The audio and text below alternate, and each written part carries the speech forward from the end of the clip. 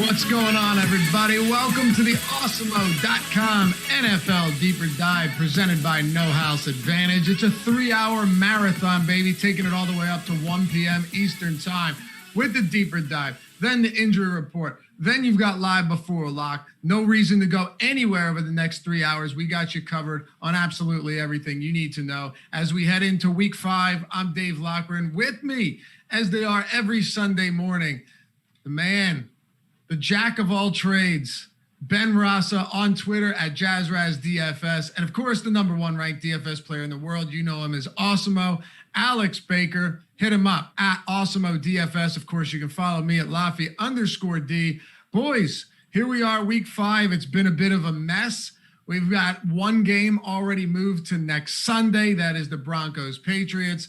Ben, you've also got the Bills and the Titans tentatively scheduled for Tuesday, but that's looking dicey. Not great stuff, but the silver lining is, well, 10-game slates are kind of nice compared to 12 gamers.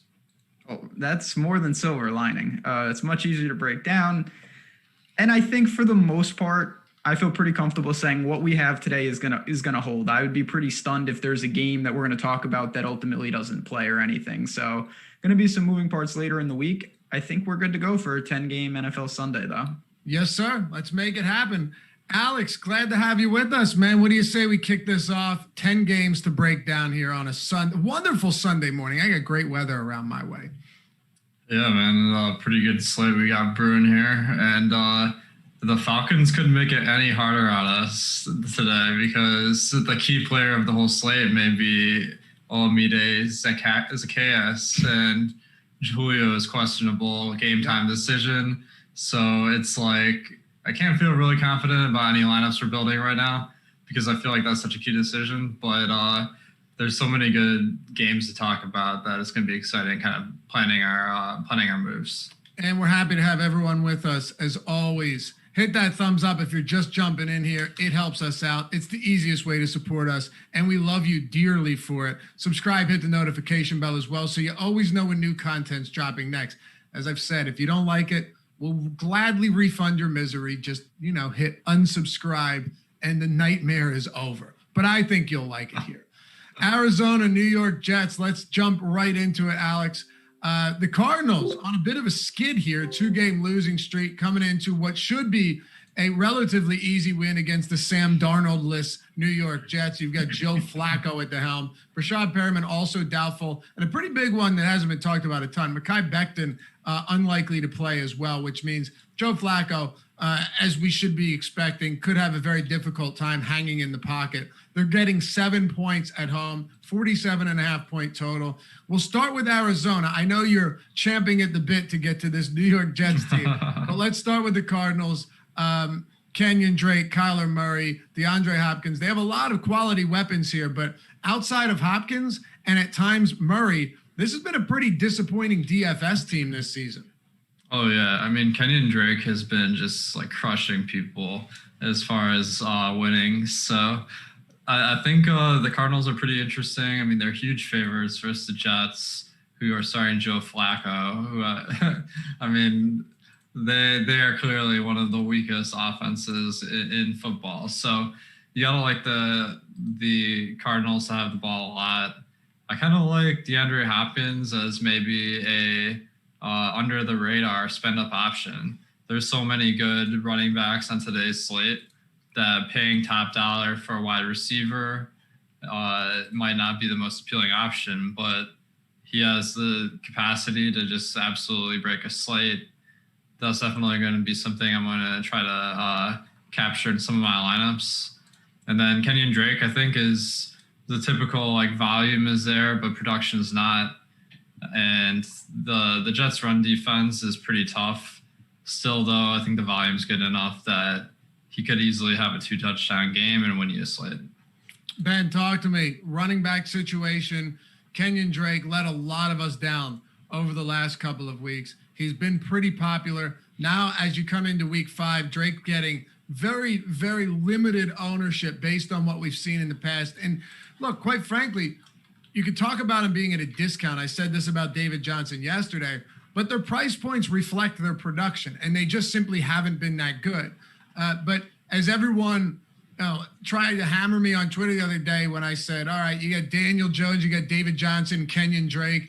And people said, why would you even, and I said, it's going to be a nightmare week. They say, why would you even talk about them? Why would you even play them? Well, DFS is one of those strange sports where when everybody jumps off the bandwagon and they're sick and tired of rostering someone, generally speaking, that's when they come through and win people tournaments. Now, I'm not saying that's what's going to happen, but we'd be remiss to not talk about guys like Kenyon Drake and David Johnson and Daniel Jones, despite bad starts to the season. Oh, definitely. And this one in particular, this is not like, well, they're playing the Steelers, a brutal spot. Like, they're playing the Jets. So this is a good matchup for the Cardinals. And the thing about Drake that's tough, he hasn't been producing. He has Kyler, who can vulture touchdowns. Edmonds is vulturing some reception. So he just has a really narrow margin. And that's what I'm most concerned about with him. But I will say, I found it pretty interesting that just looking over quarterback that, you know, Kyler, even though they've lost 2 straight and they've been, in my opinion, bad losses, he has been racking up numbers. He's obviously mobile. With the little ownership he has, if you started with him to DeAndre Hopkins, that is a stack, you know, that the run back option could be a problem, but those two is not going to be a popular pairing despite a great matchup and a ton of production so far this season. All right. So Ben, do you have anybody for Arizona right now that jumps off the page to you as a stellar play? Let me put it to you that way. So I think that the ownership discount that you get on guys like Hopkins and Kyler Murray are worth exploring on a slate like this, where I don't think we have a lot. I'll tell you this, through 5 weeks, this is the slate I feel least comfortable with. And that means that ownership to me is even more important. All right, Alex, same question to you about Arizona. I think it's a really good spot to target a game that maybe is not one of the ones that's really appealing this week. But we know in the NFL anything can happen. I mean, the Jets have a lot of unknowns today. We don't really know how Joe Flacco is going to perform on this team. He can't be worse than Sam Darnold, I would hope. But maybe I'm wrong. We'll find out. Le'Veon Bell is back. I mean, he's been pretty abysmal the last year, but it's a new season. He's barely played yet. I'm willing to give him a fresh start here. That doesn't mean I'm playing him a ton in fantasy today, but I don't think he's crazy. And then one of the pivots away from Olamide is Zacchaeus, or OZ, as I'm going to just call him from now on, is wise Jeff. Decision. Yeah. So Jeff Smith had a big week last week where people were expecting Braxton Berrios to be the third wide receiver. It was Jeff Smith. He came out and produced a pretty big game. He's the bare minimum on DraftKings and 4,900 on FanDuel. So that's a pretty nice value option on the slate where there's only like a handful of guys that really you can spend down on. So you throw in Crowder as well as a guy that gets a lot of volume, and you got some nice pieces in this game. All right, Ben, New York Jets. Yesterday, Alex tweeted before our On the Contrary show. You should check that out, by the way, at 2:30 Eastern time every single Saturday. We bring on great guests, guys that have won a ton of money and that truly know the sport, one or the other, sometimes both. And I think your tweet was, can we ride the New York Jets stack all the way to the Millie or something to that extent? He did not actually give us an answer to that, in that, you know, maybe there's some good answers, but I don't think you're putting all of your eggs in one basket here, but we haven't gotten Ben's take on it yet. Where do you stand on the Jets? Le'Veon Bell activated from the IR. As I mentioned, Becton likely not playing isn't a big help for them. Rashad Perriman likely out as well. And then you've just got guys like Jamison Crowder, who has actually, when healthy, played really good football. Yeah, there's a couple pieces. I certainly am not willing to take the leap on a Jets stack. I think that's just a bridge too far. I just can't do it with Flacco. But that's not to say I'm just going to ignore the team. Crowder should get volume. They should be trailing.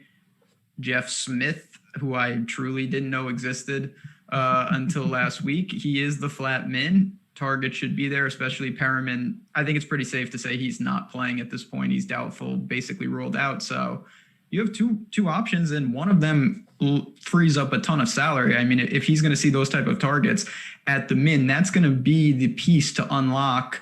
Maybe it's Hopkins and Zeke. Maybe it's a couple top end guys. Maybe it's paying up a tight end. those are big opportunity costs that you can take advantage of. Anything else on this one before we keep it moving, boys? I'll throw out this bet I saw on the sports books of Frank Gore rushing yards. The line was like 32 or something. But I was like, I'm slamming this. I tried to put a few $1,000 down. They limited me to like a couple. $7. So my fortunes in sports betting today are really falling on Frank Gore not being very involved today. But I think I really like that bet because Michael Perrine was their 4th round pick. And I feel like it's going to be a 3-man rotation here. Frank Gore has really not produced this year so far. I wouldn't be surprised if he gets less work than people at the sportsbook are expecting. No, I think that's a strong call for sure. You can check those props out at oddshopper.awesemo.com, by the way. And Ben, the new game pages or matchup pages that we have there are downright sexy. It's true. That's the word to describe them. We have been kind of, I guess you could say, teasing these. We've been working on them. Guys did a great job behind the scenes, and now they are live. So you want to go check them out.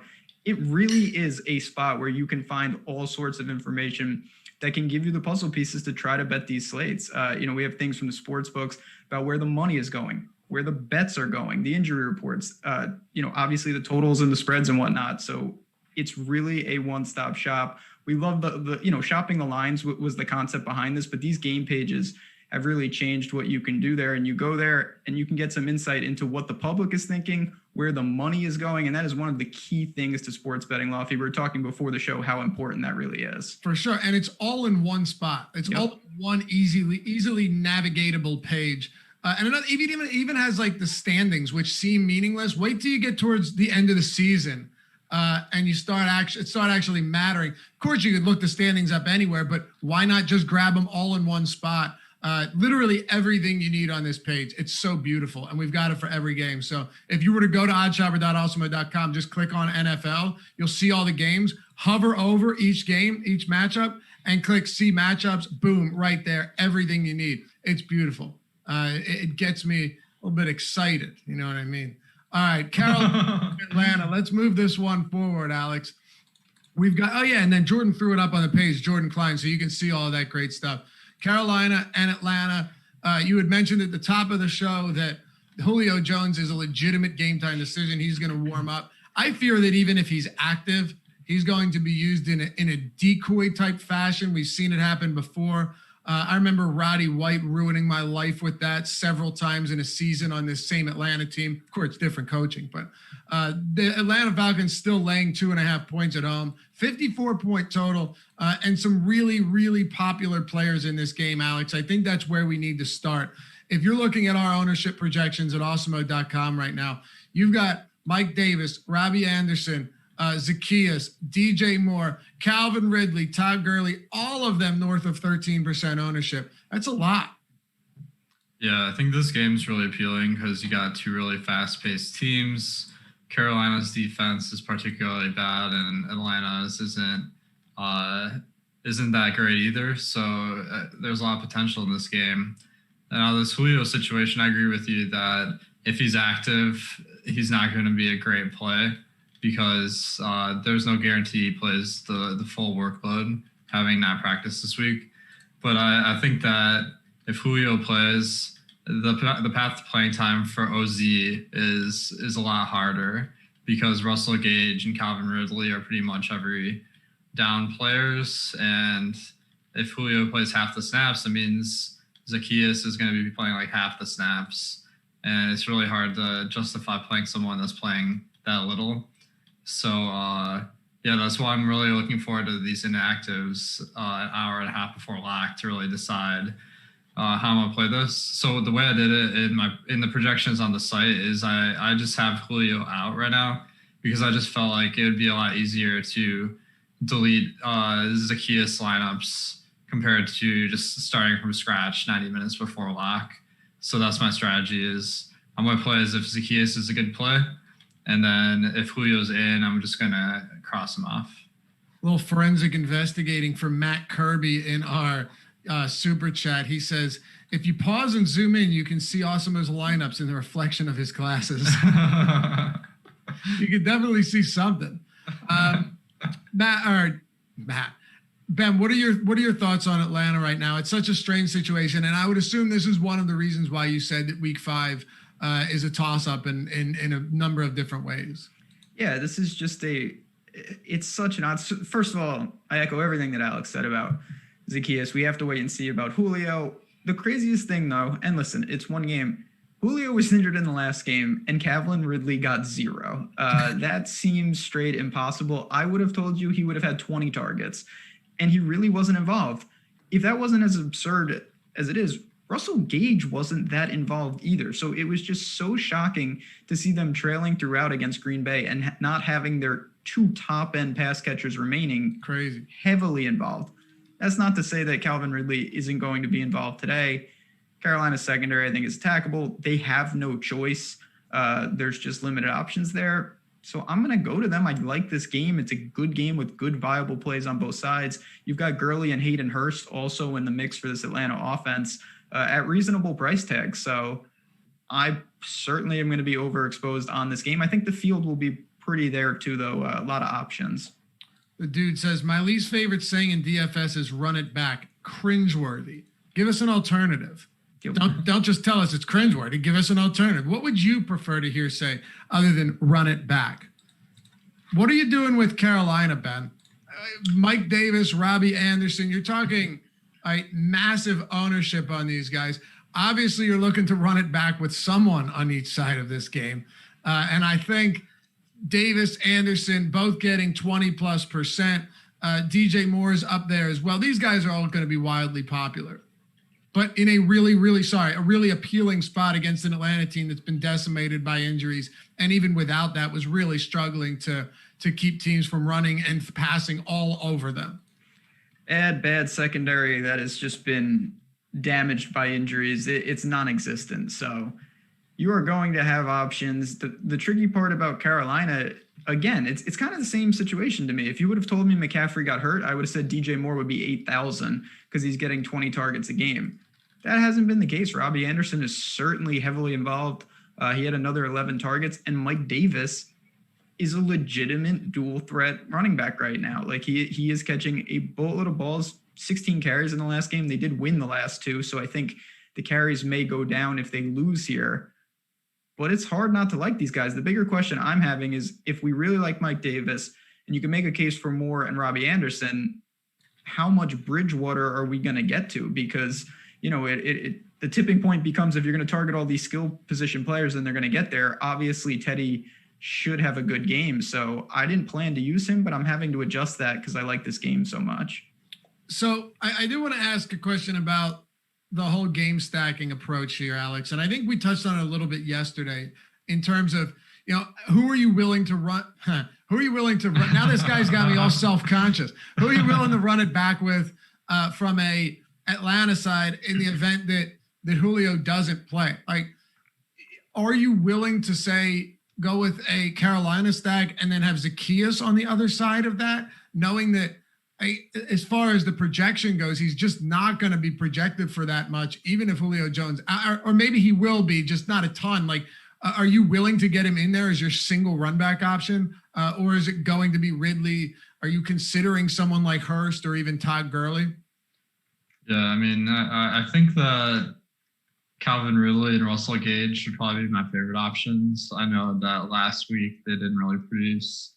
It was also a game where Atlanta was down really big right from pretty much the start of the game. So I think that try not to take too much away from that.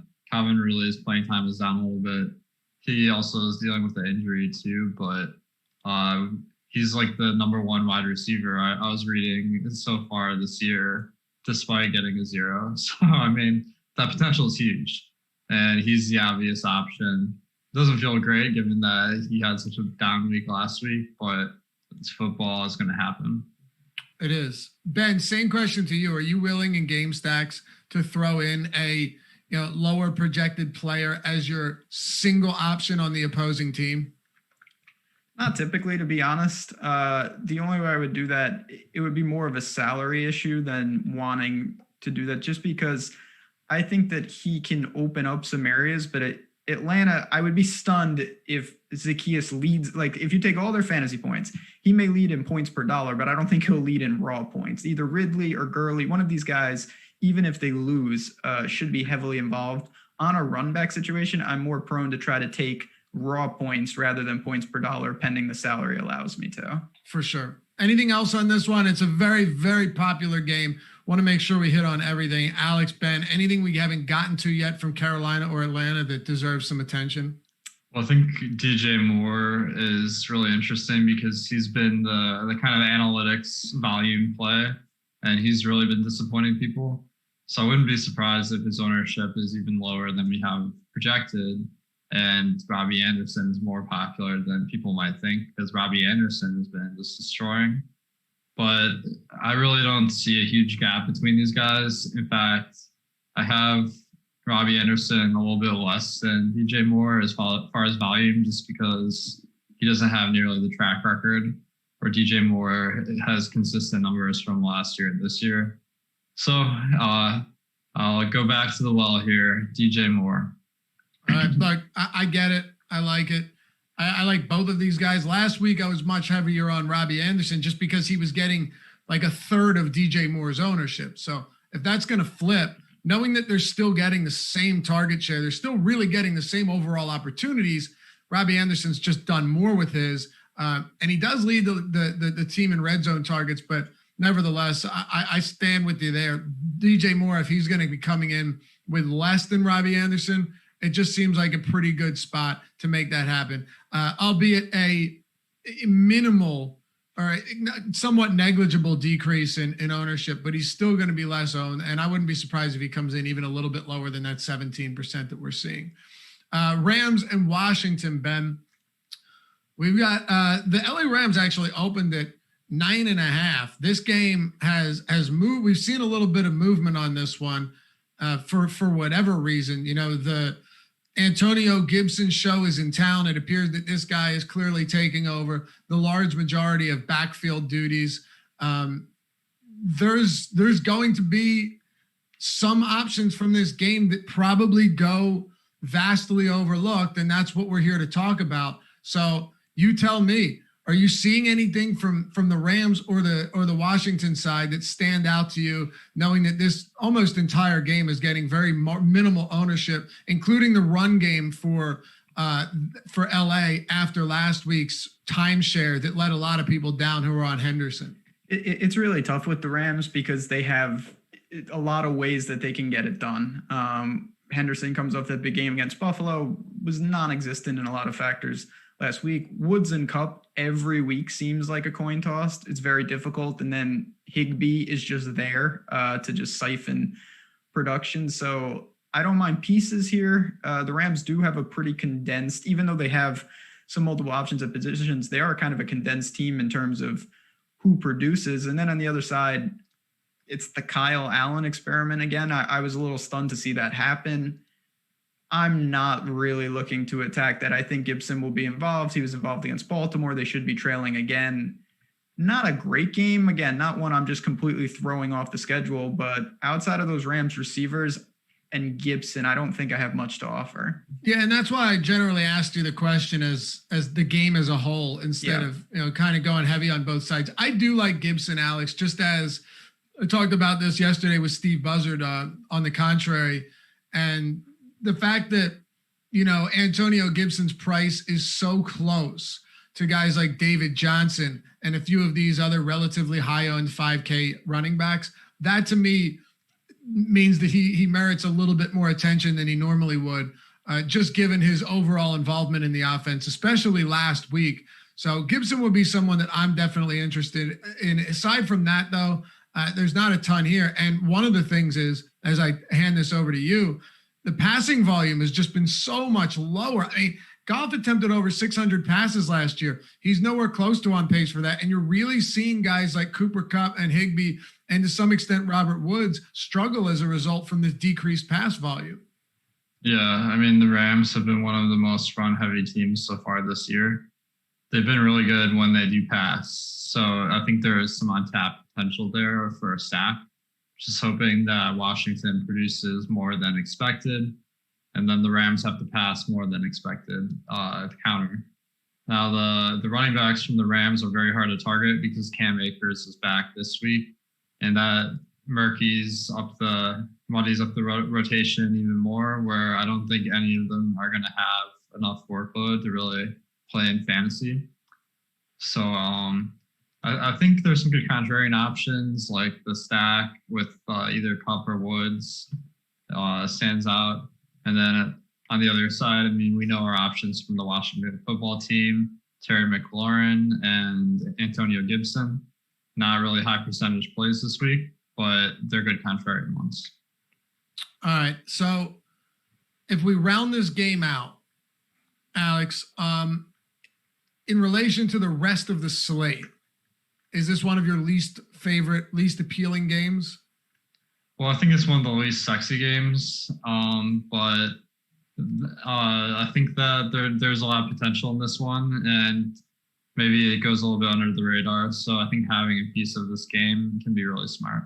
Okay, Ben, same thing to you. I know you said you're not really enthralled by it, but as far as some of the options you listed go, are they priority options or more just secondary, tertiary type guys that might find their way in some of your lineups? Yeah, definitely the latter. If I land in situations where I need a running back that fits Gibson, no problem. If I land in a situation where I need another mid-range wide receiver, I'll take some shares of Kupp and Woods. If I don't, I can live with that. I don't think this is a game that's going to define my slate. All right. Moving forward then, another one that probably isn't going to give us a lot to talk about. Philadelphia at the Pittsburgh Steelers. There's really not a lot to like here, Ben. All in all, you've got one team with a stout defense in the Pittsburgh Steelers. Philadelphia Eagles and Carson Wentz, who have really been a colossal disappointment this season. Sure, they got that win over the shorthanded 49ers out west last week, and that's good and all. They're first place in the NFC East at 1-2-1. But ultimately, they're down to Deshaun Jackson again. The guy can't stay healthy. Alshon Jeffrey still isn't back yet. Your top wideout is Greg Ward. Dallas Goedert's on the IR. Zach Ertz has been doubled and effectively phased out of the offense. And Miles Sanders is in for a very tough matchup against the Pittsburgh Steelers front line, their defensive line that is wreaking havoc on opposing running backs. So floor is yours. Pittsburgh laying 7.5 points. This game has the lowest total on the slate at 44.5. Yeah, it's a great game in life, but a terrible one. This is my least favorite game on the entire slate. Pittsburgh has shown it's really hard to attack this defense. They don't give up a ton of big plays. They're solid across the board. The Eagles have problems of their own, but they showed some life, and they're not a complete pushover. I think that they can stifle Connors a bit. You look to guys on the outside with like Juju and Deontay Johnson. I feel the same way I do about them, and that I said, if I land on them, I might get there, but they're even further down the list for me. This is a game I honestly might have no exposure to, and I'm okay with that. What about you, Alex?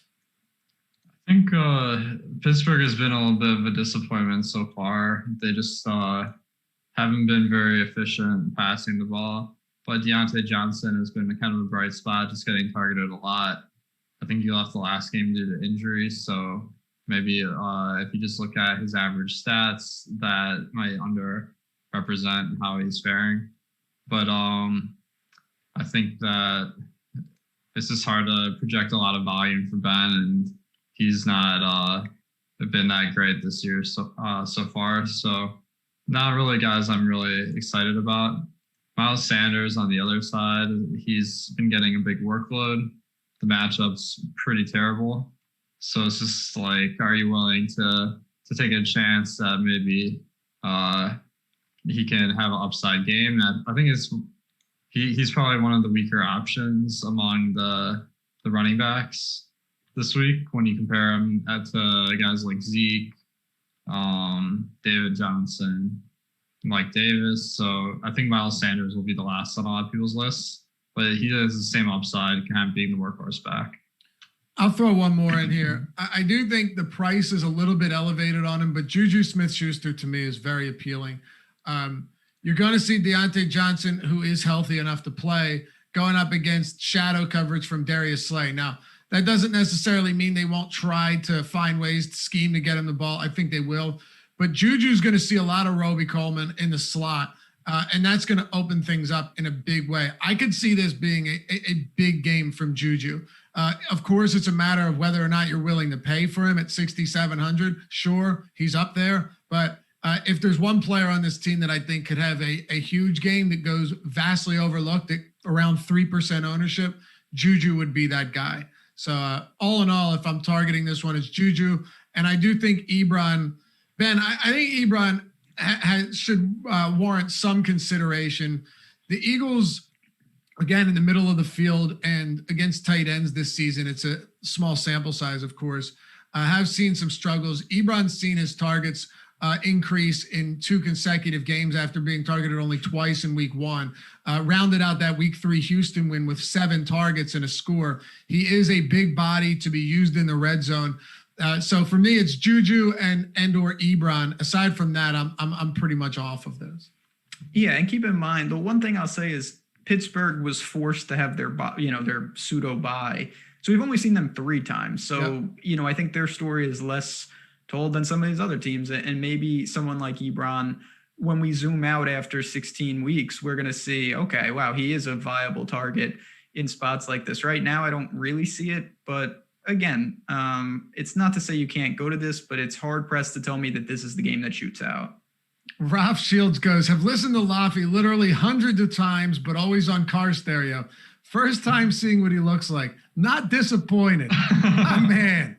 Thanks, Ralph. It just made my morning. Unless it's like not disappointed. He sounds hideous. Boy, did my expectations. My suspicions. I remember someone told me I sounded like I was 600 pounds. Wait, you don't look like that at all. No, I don't. I'm getting there though, man. My diet's been pretty rough. You guys want to move on? I think we should talk about this voice for radio thing a little bit more. What do you have to say? No, I'm just joking. Yeah. You got a great visage. Face for radio, by the way. Yeah, I guess that's the case. That's all right. Keep listening on your car stereo and everything will be okay. Baltimore and Cincinnati. By the way, all of our stuff is available. Thanks for that segue, brother. All of our stuff is available on the podcast network. So anywhere where podcasts are available, any platform, we've got you covered. Every show that you see on YouTube, you can listen to it on our podcast network. So all of them, you know what I mean? If you don't feel like looking at our ugly faces, no one would blame you for it. Check it out on the podcast network, baby. All you got to do is listen. Baltimore, Cincinnati. Let's keep it rolling, Alex. Big time double-digit favorites here. The Baltimore Ravens coming into this spot against Cincinnati, 50.5 point total. They're 11.5 point favorites. Pro Football Focus has an interesting stat, right? I think I mentioned this on Thursday's matchup show with Matt Savoca, that it's expected fantasy points, right? And, take this for what it's worth, but I did find it interesting. If you're talking about projected fantasy points for quarterbacks this year, nobody has a bigger disparity between actual points and expected points per game than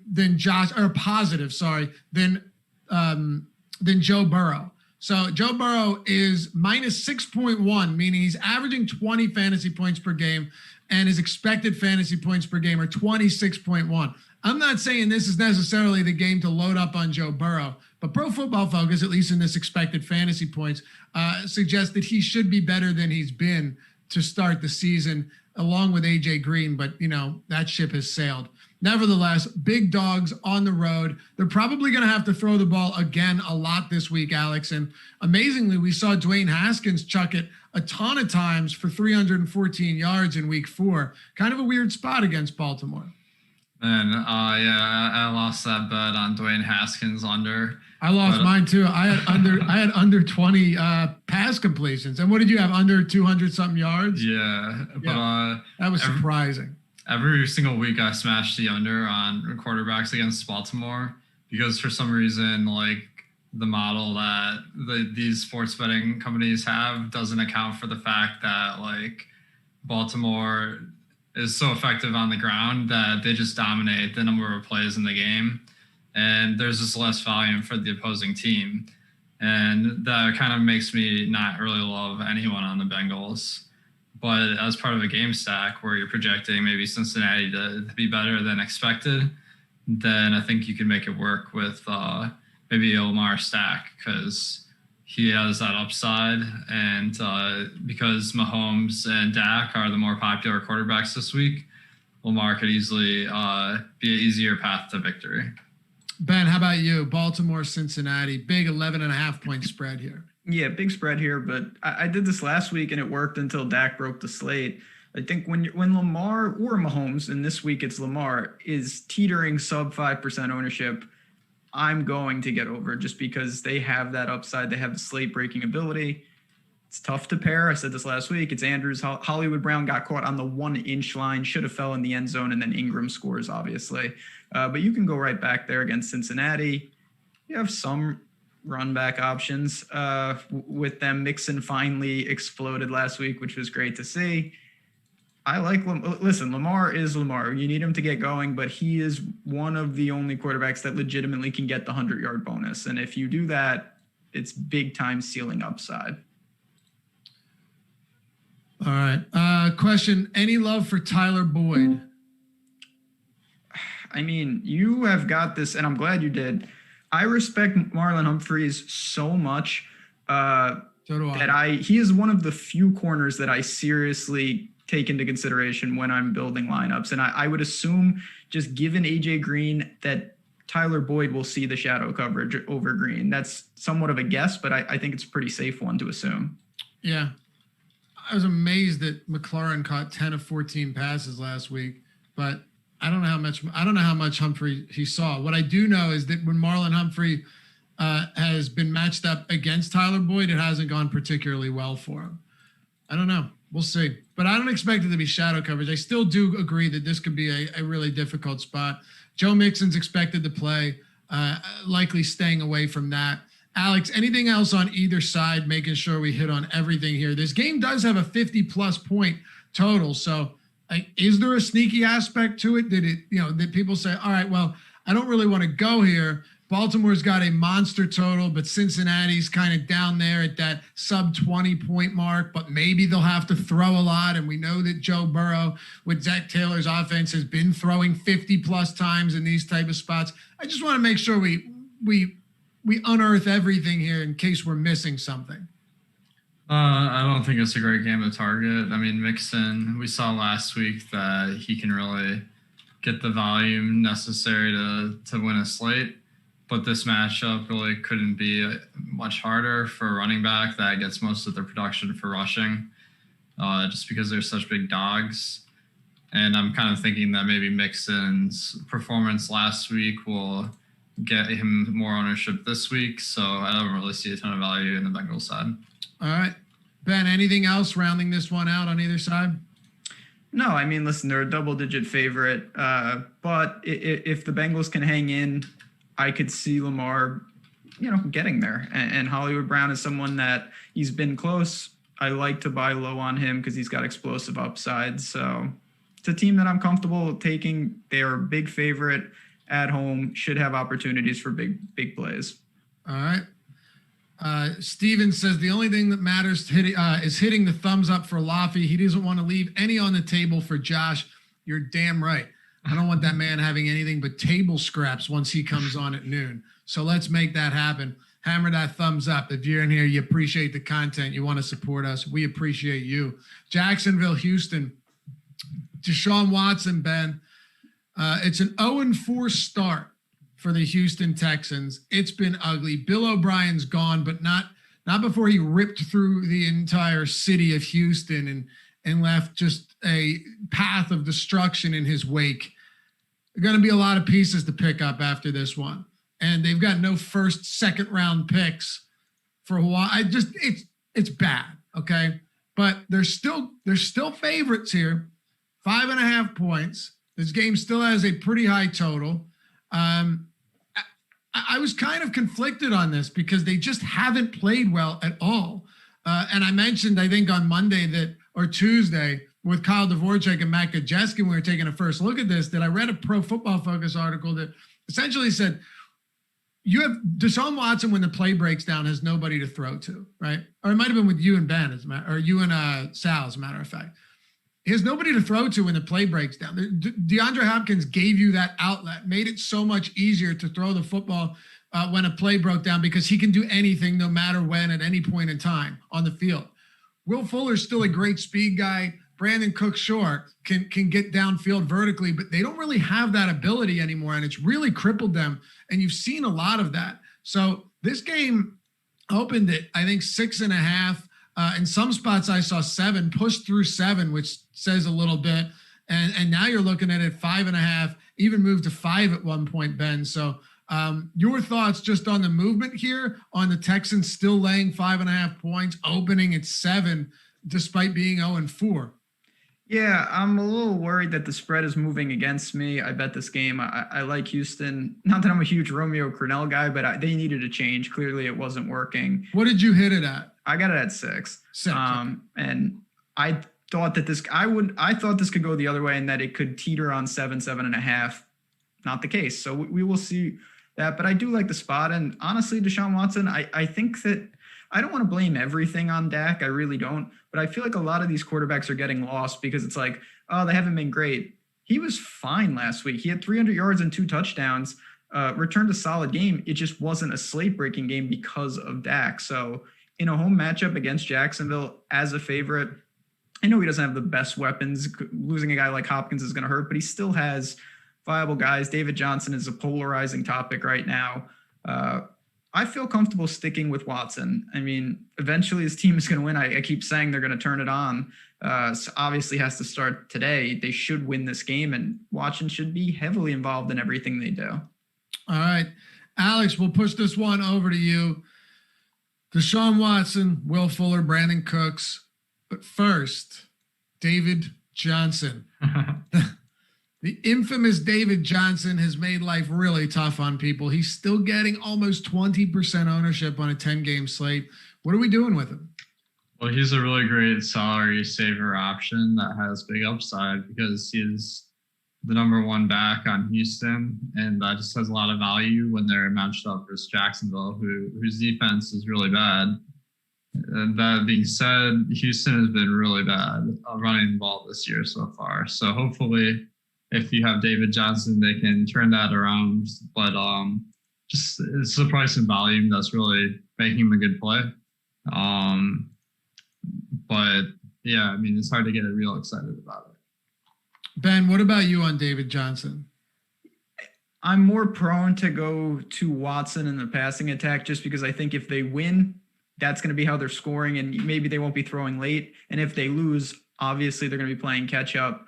I'm not saying David Johnson can't have a game. I mean, we saw what Mixon did to this team last week. But at the same time, it just feels like every time he either is so inefficient or Duke Johnson gets involved or the game script issue. I'm not really there. I'm going to have a little exposure just because I like the Texans as a whole, but I much prefer the passing attack. Even the secondary options. Obviously, Will Fuller is a great play. I know Cooks burned everybody last week, me included. I don't mind pairing him up with Watson and trying to go right back to it. I got to tell you, this was more than mildly concerning to me last week, seeing David Johnson's snap count with Duke Johnson's sideline, right? It went from 95% to 96% to 55%, okay? They even went with the empty backfield like 10% of the time, but David Johnson still played 81% of snaps in week 1. Duke Johnson played 24. Then Johnson was out 2 straight games. 55 to 38% though last week. I don't know about you guys, but that is a little bit concerning. Now, here's the problem. And Alex, I'll throw this to you. I don't want to spend too much time on it, but we need to break it down. Romeo Crennel's at the helm now. I don't know how much of the offense he's going to be controlling, but with Bill O'Brien gone, maybe there isn't that same loyalty to David Johnson. Or maybe he says, you know what, I think David Johnson is the best option we have, so I'm going to give him 85% of the snaps again. It's just kind of a tough one to find the balance of because we don't have the answers to it, even though there's a very good chance that Houston could be playing with the lead for the first time really all season. Yeah, I mean, I'm just looking at last week, and although Duke Johnson played more snaps than expected. David Johnson still got 74% of the rushing attempts. So I think compared to Duke Johnson at 22% for design rushing plays. So the split was really because Houston, they got in a big hole. They have Duke Johnson mainly in comeback situations and passing downs. So I'm not really taking a ton away from that. But that coaching change is a pretty significant factor as well. So I don't have a ton of certainty, but I feel like David Johnson is probably going to get more of the rushing attempts just because Duke Johnson has never been used in that role. And I think that has a lot of value to that. Sure, and I don't disagree with that at all. I just hate that Johnson ran 30 routes in week 3 and then 15 in week 4. Duke ran 15 in week 4. You're right. He's the passing down back, and if they're playing from behind, I just don't have any faith that Houston, if Houston goes down, which is very possible. No one saw that happening against Minnesota, but it happened. So all I'm saying is I don't know how much assurance there is that Duke Johnson is the guy, that David Johnson is that same, do it all back that he would have been in weeks 2 and 3, and to some extent even in week 1. What are you doing, Alex, with the passing game? Ben already broke it down on his side. The passing game for Houston with Deshaun Watson and Cooks and Fuller. Do you want to add on to that for what we've already said? I'll just throw out Jordan Akins. He is questionable today, and he had a concussion. I don't think he's been cleared to play yet. So that's definitely something I'm keeping an eye on right now. 90 minutes before lock, we should figure out if he's playing. If he doesn't play, Darren Fells becomes a pretty nice play. But I think I'm going to build lineups with Akins. And then if Akins is out, I'm just going to pivot to Fells. He's $100 more on DraftKings. So that's not that exciting. But I think you can get some value out of the tight end here. All right, so on the other side of this one, Ben, James Robinson is getting essentially the entire workload in the backfield for the Jacksonville Jaguars. I mean, even to the extent last week where he was targeted 4 times, I think it was, Chris Thompson didn't see a single target in a game where, they were going back and forth with Cincinnati, playing from behind for large parts of that game. He saw 4 targets, 6 the week before, 4 the week before that. Meanwhile, Chris Thompson got nothing last week, 6 the week before, 4 before that. Kind of interesting to see that drop off, pretty precipitous drop off with Thompson, whereas James Robinson played 76% of snaps to 24. The previous week, 45 to 45. Before that, 51 to 41. It looks like James Robinson is really pulling away with the large majority of duties in this backfield, not just as a rusher, but it might be that he is even going to become their primary pass catching option as well. He is expensive though, at least relatively speaking. Is it too much to get to James Robinson at 6,500? I don't know if it's too much, but it's certainly taking out some of the appeal just because I think his path to getting there is narrow. What you mentioned, though, is the biggest piece. When you looked at this guy, you thought, okay, he's going to get the volume on the ground, but Jacksonville might lose, 12, 13, 14 games this year. If he's phased out late in every game for Chris Thompson, it's going to be tough. That doesn't seem to be the case. So if he's game script proof, that's a gigantic boost for a team that's going to have struggles. I'm not super high on them. It's more product of the slate himself. We'll get to guys in some of these games, whether it's the Chiefs and the Raiders game and some others. I think it's fine. If I had to attack it or run it back, I'm going to go with Shark. He's never popular, 6,500. He gets the targets, big play threat, had a pair of touchdowns last week. I don't mind going right back to him. Minshew obviously looks to him, and him coming back, you saw the difference. They were so bad against Miami without him, and then he comes back. They held in there against a bad Cincinnati team, but he is a guy that I'm going to continue to buy, especially if I load up on this game. Okay, interesting. How about you on the Jacksonville side, Alex? What are we doing here? Well, I think James Robinson's in the mix. There's a lot of great running backs in that range, but on FanDuel at 6,600, he's particularly well priced. Another guy I'll throw out there is the favorite of the community of DFS players, Laviska Shenault. I don't think he's really done much in fantasy this year, but his price has gone down at 4,500 on DraftKings. he's kind of a nice value alternative to like a Brandon Cooks. He's not, he doesn't get like a ton of work, but he has some rushing attempts every game. So there's some potential there. Okay. Yeah, he is getting a certain amount of looks, as Steve Buzzard mentioned yesterday too. He's had a couple games with a fair amount of rushing attempts. So there's a little bit there for a cheap price point in a game that's got a higher total than I originally would have suspected at 54 points. So anything else here, Alex, from either side, rounding this one out? Again, a 54-point total. Houston, 5.5-point favorites, but they haven't shown a whole lot through the first 4 weeks. They're coming into this game with an entirely new head coach, or an entirely new head coach. You can't have a half new head coach with a new head coach, and things looking to be shaken up a little bit in Houston. Yeah, I really don't have a great read on that. Most of the analysis I read is that it's pretty much going to be the same old story in Houston, given that this guy just came from the coaching staff that they already had. So I'm just expecting mostly things to stay the same until there's evidence otherwise. All right, Ben, anyone you haven't hit on yet? We've got 4 to go after this. About 37 minutes. I'm not used to having plenty of time. It's nice. You know, it's strange. I almost feel like we're going to have to stretch. Nah, we'll be all good. I'll say I have some Texan shares on defense. They have not generated a turnover yet, but they've been getting some pressure, and we know that Minshew is certainly live to throw a couple. So if they win, maybe that's a kind of a new situation for this defense. They can get after the passer. All right, let's move forward. 4 to go. Las Vegas at Kansas City. Another game with a monster spread here. The Kansas City Chiefs laying 11.5 points, 54.5-point total.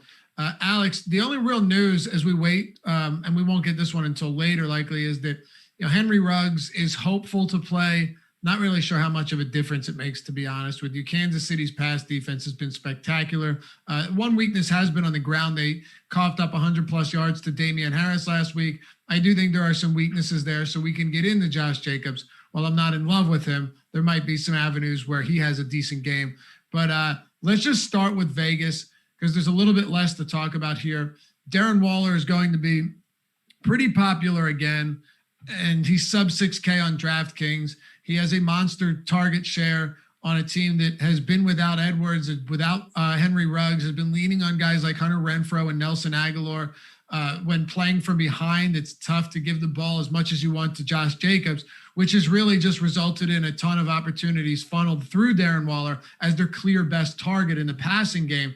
Is that something you envision happening again today? And how are you playing this game?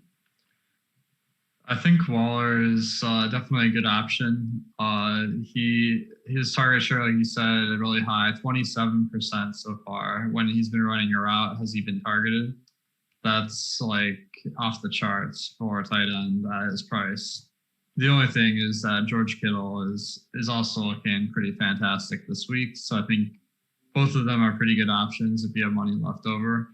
But Josh Jacobs on Vegas is really the guy I'm targeting. I did a bunch of research last night to try to figure out, this game script situation on different teams. Dallas was the main one I was really concerned with because they're such big favorites and Dak is the most popular QB. But Josh Jacobs really stood out to me because when I went back and looked, Vegas or the Oakland Raiders last year too, they run the ball a lot more when they're behind than other teams. So I feel like he's a little bit safer as far as game script than people think. And the fact that Kansas City is a run funnel that gives up a lot more yardage than average versus the run and a lot less yardage versus pass than average makes me think Josh Jacobs could be one of the most overlooked plays today. All right. What's this talk about Middleton and Paul? Is this real? I don't know. There's a football show. Sorry, you guys got me tied up reading the chat here. Ben, the Chiefs are pretty much dominant right now. And I know Bill Belichick did a spectacular job through much of that. Had the quarterback play been different, maybe they get that win. It's definitely possible. But Patrick Mahomes in that offense, they're a juggernaut, right? From Kelsey to Tyreek Hill, who's sub 7K, by the way, to Clyde Edwards-Helaire, to Patrick Mahomes, to even guys like Sammy Watkins, who has been one of the most targeted players inside the 10-yard line, not on the Chiefs, but on the season. The Chiefs being a team that gets into the red zone and in past that 10-yard line in goal-to-go situations frequently, definitely helps him out. But man, just an absolute stable of guys to choose from here. If you want to hit on Vegas first and move to Kansas City, that's fine. I would imagine you have more to talk about on the home team side. Yeah, I do like Josh Jacobs, though. You guys talked about how the weakness of Kansas City is probably up front in that running game. The thing that I actually liked, though, was last year, it was they got to hang in because once they fall behind, he's a virtual zero in the passing game. He's got 3+ receptions in every game so far this year. He's not going to be Kamara out there, but he's going to give you, maybe 5-6 points. That's huge. That's a game changer for me if he can just hang in and grab some receptions in addition to probably 20 total touches. On the other side, what's not to like? They're unbelievable. Chad had talked already a lot about Edwards-Helaire. He's going to be popular. He makes a lot of sense. You've got Kelsey, you've got Hill, Sammy Watkins. The thing that, I'm not starting to realize, but when you're a team like this, you can take those secondary options because it's not like Sammy Watkins has to grab one of their 2 touchdowns. He has to grab one of their 6 touchdowns. Like when you play the Giants, it's a little more narrow because they're only going to put up a couple touchdowns maybe. So teams like the Chiefs, there's a lot to go around and there's going to be a lot of plays in the red zone and that can really result in a lot of different guys getting there. So what's really not to like with the team this good? There's not a whole lot not to like. And that's why even Sammy Watkins, I think, is more than viable here. If you're just talking about ownership and ways to be different, Sammy Watkins getting sub 8% ownership, I don't mind it at all. He's the type of guy that will definitely let you down at times because he's not going to get there's a lot of different weapons on this team. But Ben, the truth is Tyreek Hill can do the same thing, right? He's a lot more expensive. And while he has absolute slate breaking upside, he's also somebody that's been targeted only 6 times in 3 of his last 4 games. It's weird. This is an atypical stretch for Tyreek Hill. Usually it's all or nothing where, you see really minimal and then he explodes for 6 for 180 and 2. He's had a touchdown in every game, but he hasn't had a massive target share or anything like that. They have so many options they can spread it around. I still like him in this spot. I do think the ceiling is okay and the touchdown variance, not that it's been bad. He's been scoring. It's just he'll have some big time games. We know he's a burner and whatnot. So it's fine. I'm not running to play Tyreek Hill. Certainly going to be in my Mahomes teams, and he makes a fine play. The 6K range on wide receiver to me is one of the deepest price points at any position. You can make a case for a lot of guys. Alex, how are you feeling about Clyde Edwards-Helaire? Chat definitely having their own thoughts about him. Having a little bit of a back and forth in the super chat here on YouTube. Love to see it. He's getting a lot of ownership, top 4 projected ownership overall, top 3 at his position. By the way, go to awesemo.com if you want to check all of this out. Ownership projections, player projections, all of which are developed by this fine fella, number 1 ranked player in the world, Alex Baker. He uses them. He doesn't just throw them up there with his name on them. He made these projections. These are it's his baby, and they can be yours too. Help you become a better player for sure. With the lineup builder, the Fantasy Cruncher add-on, all of our premium articles, the Top Stack tool, which is awesome, and also free today on the site. The NFL Top Stack tool is entirely free today. So be sure to check that out. If you're not ready to take the plunge and become a subscriber, check that out at least. But if you go to awesemo.com/join, we've got everything to offer from weekly to monthly to annual. You can do individual sports. You can do all of them, whatever fits your budget, whatever fits your playing style, we got you covered. I will say one more thing though. If you love the showdown slates, if you're working on a budget, but you want to have some premium content and you want to check out what we're doing here and why you see people winning all the time, check out the showdown the NFL Express package for $3.95 a week. All of the showdown content is included now, right? I'm assuming still there's going to be a Tuesday game. So you'd be getting for less than $4 a week, all of the showdown content, the projections, the ownership, the top player, the rankings, the articles, All that for less than $4 a week. And you got 4 showdown slates this week, which is pretty incredible as well.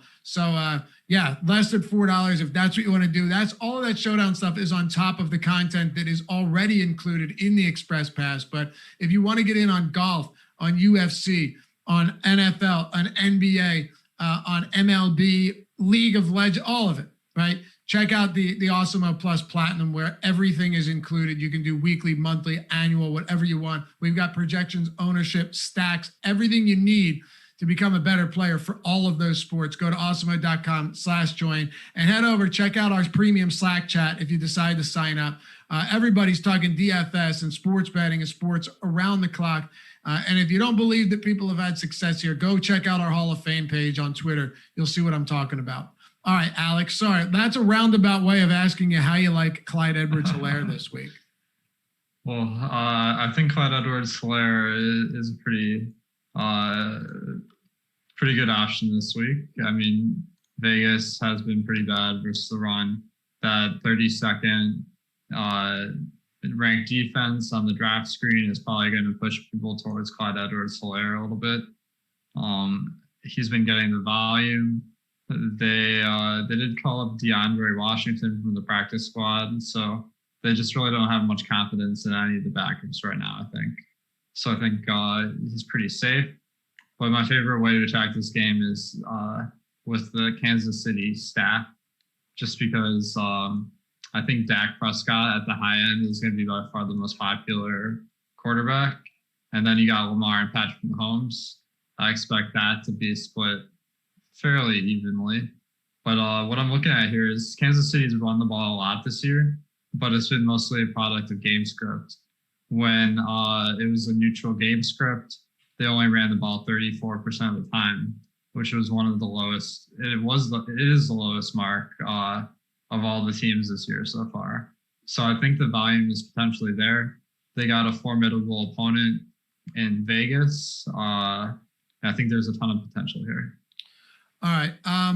Top plays from this game, one with a lot of good options. Alex.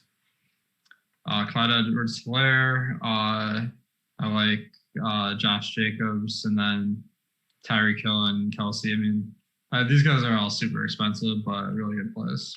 Ben, how about you? Top plays from either side or both sides? Yeah, I mean, I will say this. Josh Jacobs would be my number one play from this entire game. I really like the spot from him, and that's a product of ownership. I want to be clear. Edwards-Helaire is much safer.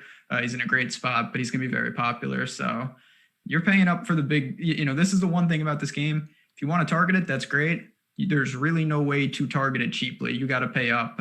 All these guys are big time players. All right, let me ask you something. I want to pull up the prop here for Jacobs because I would imagine his rushing prop. All right, let's see here. So Josh Jacobs, typing this in. This is why I love Oddsshopper. Just type this in real quick. Josh Jacobs rushing yard prop is 7. So you can get it at 77.5. That's the lowest one you're going to find this week, Ben. Minus 115. Yeah, I have no problem with that. Again, I do think, though, more so that Josh Jacobs is, I'm looking at a couple different sites right now. Over 2.5 pass receptions is really juiced to the over. He's not going to be a 0 there. And you pair that up with, obviously, I'd love for him to cross the 100-yard mark on the ground. But even if he doesn't, you're not completely dead. Whereas last year, I think you actually were. So do you let me ask you this before we move on. Do you like 18.5 receiving yards? Yeah, I don't mind. I think that if you, and listen, they're a digit favorite at home. If you think that this game falls behind, Josh Jacobs is not going to be phased out. And I actually think that we could see him rack up 3, 4, 5 receptions and get over 18.5. So if there's, depending on your site, you could look for a total yardage, receiving and rushing yards. It's probably hovering around 100. I think he will have over 100 total yards from scrimmage. Okay. Over 100 total from scrimmage. That makes sense to me. The prop would put it around, you got 78 plus around 19, right? So it's right in that range. Yeah, it's in that range for sure. All right. Alex, you want to move on to the next one? 3 to go? Sure. San Francisco, Miami. Kick it off with you, Alex. We've got the San Francisco 49ers Again, pretty heavy favorites, 8.5 points, 51-point total. Again, though, Deebo Samuel, Raheem Mostert, by the way, both anticipated that they're both expected to play here against Miami. One of the big things with the Dolphins, something we talked about a lot throughout the week, is Ryan Fitzpatrick. You have to give this man credit. If you look at how bad the protection has been, he's actually done a remarkable job of not getting killed and not turning the ball over way more than he's turning the ball over way less than he should have, because he has no time in the pocket. You look at his time in the pocket compared to other quarterbacks, it's one of the lowest in the league. But it's not giving him time to throw deep downfield. It's caused some problems. And that's probably the reason that Tua is not in there, because they don't want him to die in his rookie season in a year where they're probably not making the playoffs. Seriously, watch any of these games. There's no protection at all. So I do think it factors into what we should be doing with a team against San Francisco that might be shorthanded, but is still very capable of getting to the quarterback. Ultimately, where do you land on Miami? Is there anything you like here at all today? Well, I think they got a really high volume passing offense, so that creates a lot of opportunities. Devontae Parker is really the guy that's been making the most of that, so he'd be my target for Miami. He was incredibly popular last week. I wouldn't be surprised if he's popular again this week, so I'm not super over the moon on him, but it's hard to love.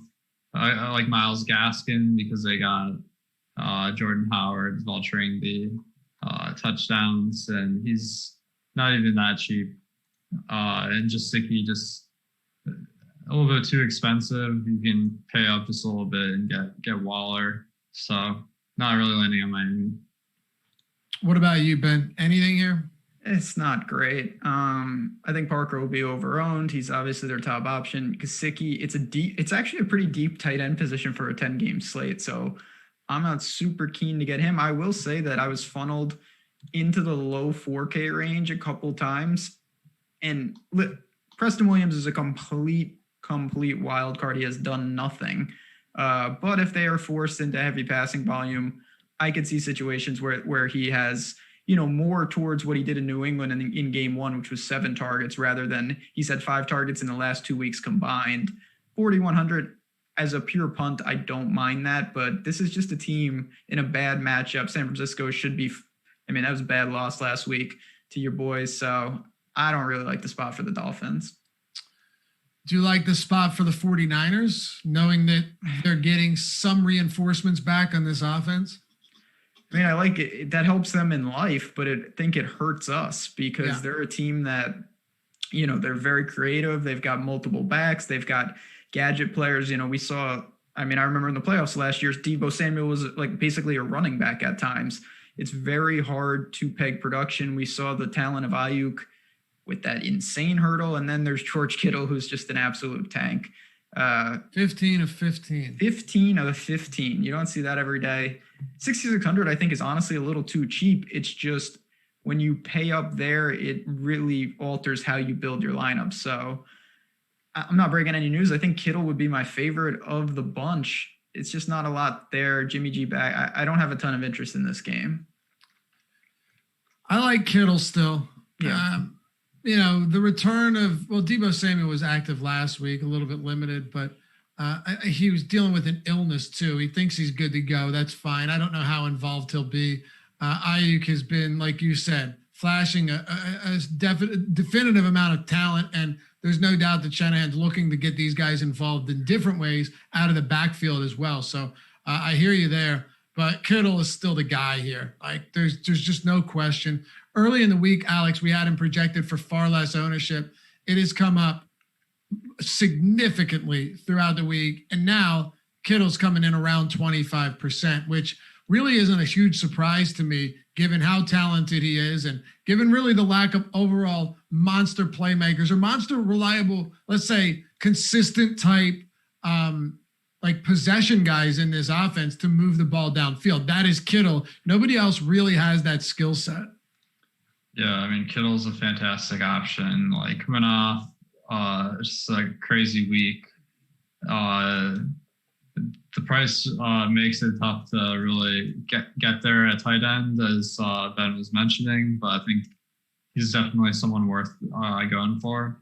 The only thing is, like, because he had such a big game the other night, I think that it is possible that he's a little bit overowned.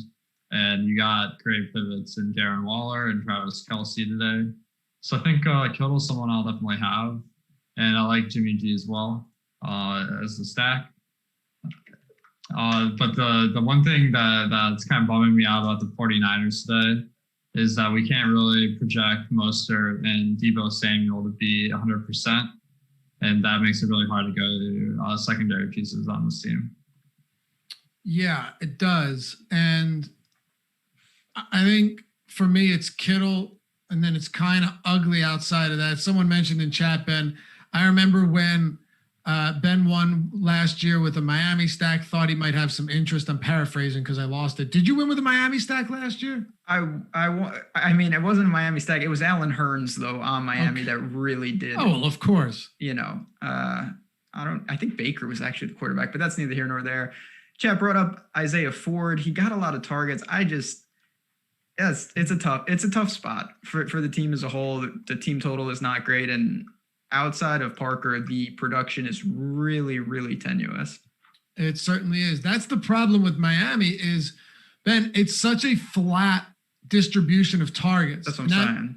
What's that? Yeah. Oh, no, I was just agreeing. Absolutely. Yeah, like that's what really worries me. If you look at this, and I know we've talked about Devontae Parker being out for a period of time in week 1. I think Alex mentioned that last week. All of that completely relevant to the conversation here. But it is a little bit disconcerting to see that Parker's at 20.6%. And I would imagine that number continues to rise. But then you've got Isaiah Ford at 18, Gajewski at 15.6, Myles Gaskin at 14, Preston Williams at 12. Like there just simply hasn't been anyone that is really pulled away heavily with those opportunities. Again, I think it will be Devontae Parker. There's no reason it shouldn't be. And last week he was targeted 12 times. But aside from that, very flat distribution of targets. And that's concerning. It's very concerning. And the pricing correlates to it. And it's not always the case. Like Devontae Parker is going to be the most popular and he's the most expensive. So it's tough. You're not gleaning a ton of value there. And I liked Miami last week. I thought they actually played pretty well against Seattle, was unable to get it done. I don't really like the spot for them this week. Okay. Alex, do you have anything else to close out Miami and San Francisco? It appears that none of us have a ton of love for this game, but maybe some pieces here and there. Yeah, I don't mind taking a shot on Deebo Samuel because if he is back to full strength, then I think he's pretty well priced. But I think there's a good reason why he's pretty low owned. It's maybe worth a couple of lineups. All right, so we move forward here. New York Giants and Dallas Cowboys. By the way, I forgot to mention, you're wearing a Matthew Stafford jersey today. Well, yeah, I'm pretty excited because the Detroit Lions will not lose this week. It's guaranteed. Tell everybody how you got that jersey. At the start of the season, DraftKings sent out a survey to some of their players, I guess, and they're like, "Who are your favorite teams and your favorite players from those teams?" So I mean, from Michigan, so I got ripped the Lions. I mean, I got some love for the Bears too, but it's kind of tough because they're in the same division. Yeah, so that's what confuses me. If the Bears are playing the Lions, who are you rooting for? I'm just happy that one of them is going to win. Oh, that's a horrible answer. Oh, man. That would be unacceptable around my way, Alex. We don't take that around here. I'll just see myself out. If someone was like, "Oh, so you like the Cowboys and the Eagles, who do you root for?" Well, as long as one of them wins. Oh, man. We carry you out by your feet. Anyway, speaking of the Cowboys and the Giants, Alex, this should be a high-scoring game, and there's just so many moving pieces here, right? Because the Cowboys on one hand have Dak Prescott is not only on pace for the most passing yards ever, he's on pace for like the most passing yards ever times 2. He's on pace for 6,700 plus passing yards, which is out of control. But the Cowboys defense has been so dreadful, an absolute sieve, that he's stuck playing from behind every week, which leads to the fact that he has to throw so much. They've allowed 508 total yards, 412, 380, 422 over their first 4 games. It has created really a utopia for fantasy football success. The Dallas Cowboys have. Yeah, they've been tremendous as far as winning people money so far this year. Just playing from behind a bunch, giving up a ton of points on defense, allowing them to keep passing. And they have 2 really great metrics working out for them. They pass at one of the higher rates in the league in neutral game scripts, that's 63%. And then they're the fastest team in the league as well. But I'm expecting that to not really come into full play today because as such big favorites versus the Giants, I expect them to not play as fast simply because they're going to be ahead more of the game more often. And the Giants play at one of the slower paces in the league. So I think it's a good spot. I mean, this game is going to get a lot of attention because of all the Dallas game stats that have gone off. But I think it's just a good one and not a great one. But really interested to hear what you guys think of this game stack. Yeah, Ben, throw it over to you, man. I mean, it's tough. I think it's a good game, but it's worse than the public projects, and in turn, that makes it not a great game. I'm going to have some pieces. Zeke has not been bad because he's been catching so many balls in these bad game scripts that he's been blunt. But I think this will be a more traditional Cowboys game where they lean on the ground game. And Dak, I said this last week and I was wrong. Dak did the same thing that he had done the week before. He exploded. The game got out of control. I don't see that happening. I really would be stunned if this defense can't contain Daniel Jones and the Giants to an extent where Dak doesn't have to drop back 50 times. That would be truly a new low in a series of lows. So Zeke would be my favorite Cowboy. I wouldn't fault anyone for going to this passing attack, but just keep in mind that they are over-owned. I think that's pretty clear. Yeah, they are. Someone said, Ben, so we're worried about Houston. So we're worried about Houston's offense, but we're not worried about the Giants. It's not about being worried about spots. It's just being about whether or not you're willing to take chances based on ownership, based on, myriad things, or, there's just so many different ways to look at it. So I wouldn't say, I'm worried about this offense. I'm not worried about this offense. No, the Giants offense is dog shit. There's no question about it, Ben, but they have something you and I have talked about so frequently. They've had a very tough draw to start the season. Like, this is a bad meets bad. Again, we see bad meets bad all the time. The Jets and Broncos, if you ran that game back again, that Thursday night game, it's very possible that you could have had a 14-10 final score, but you didn't. The game soared over the total. This could be one of those games where, a very bad offense in New York is stymied by a terrible defense in Dallas, or a terrible defense in Dallas makes Daniel Jones and company actually look competent. Probably going to be one of those. Yeah, I mean, Darnold ran for like a 60-yard touchdown in that game, so that just shows he had more rushing yards in the first quarter than he did, or on one drive, than he did all of last season. But bad games produce things like that. Yep. The Giants are dead last in the league in scoring, and obviously the Cowboys are dead last in the league in points allowed. Daniel Jones is a guy that I played a little last week at like 0.1% owned. He's had an awful start. Steelers, Bears, Niners, Rams. He's running for his life, which is not great, but at the same time, he's going to rack up some rushing yards. He's going to be obviously a lot more popular this week because of the matchup. The obvious cheap stack is the Giants. So many run back options in this game. I get it. So that should just keep that in mind. If you play Daniel Jones this week, you are not going to be alone. I still like it in spots. It does pay down, but it's not a sneaky play anymore because of the game environment. All right, Ben, one more to you, and then I want Alex to break down this Giants side. Just as I would ask Alex about the Jets each week, I have to ask you about Evan Engram. It's been a tough go for Evan Engram to start the year. Again, tough draw of matchups. I get all of that. He has been targeted a ton. But, man, even in games like last week where he's targeted 10 times, hauls in 6 receptions, 35 scoreless yards, it's been pretty rough. Is this finally the week where Evan Engram breaks through? And is it disappointing to you that in a really good spot While, of course, now he's going to be getting a lot of ownership.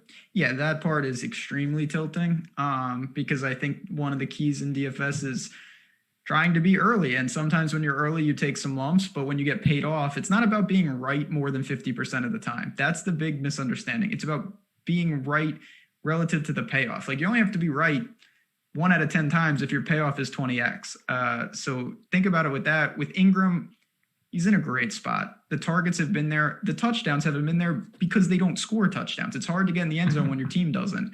So he will have opportunities today. Price is reasonable. The only thing that I'm really not thrilled about is the ownership, but I'm still playing him. All right, Alex, New York Giants. It's bad against bad, like we said. Really bad offense against a really bad defense. But I think ultimately what you'll see is some semblance of a balance, a little bit of regression on both sides here. I don't think the Giants are as bad as 10 points per game, and I'm not sure the Cowboys are as bad as 100 points allowed per game. What do we see here? Of course, we can't predict it, but your thoughts right now, an hour and a half prior to game time. Well, I think Dallas has the same thing as the Giants, where their schedule to start the year was pretty tough.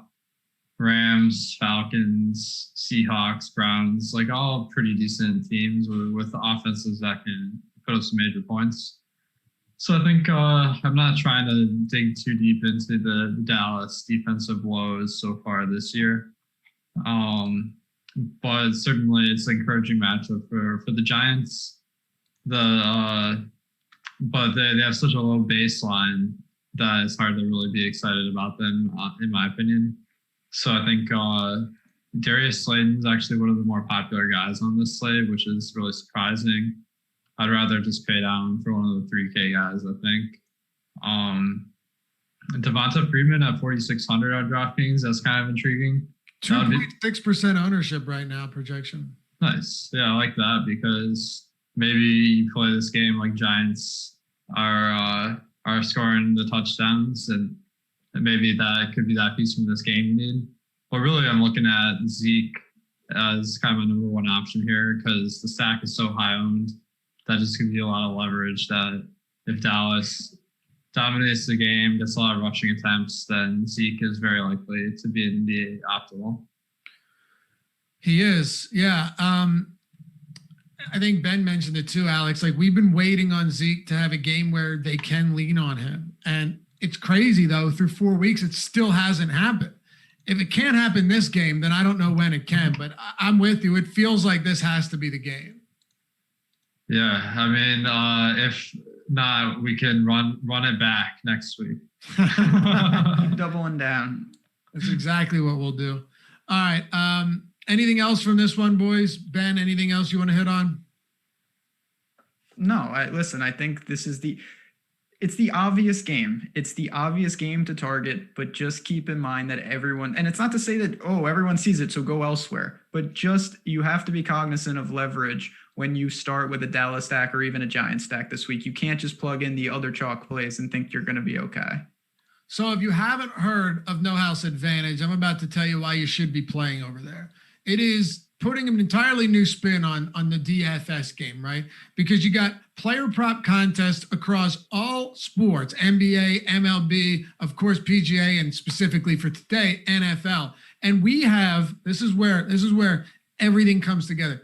Not only do you get $20 in free play, match it, of course, by using the promo code Awesemo, and get $5 after you refer a friend, but we have the No House Advantage projections on the site built by Alex Baker, built by Awesemo himself. So you can use them in conjunction with what they have offered at No House Advantage to really beat these props. And it's not against the house. That's why it's called No House Advantage.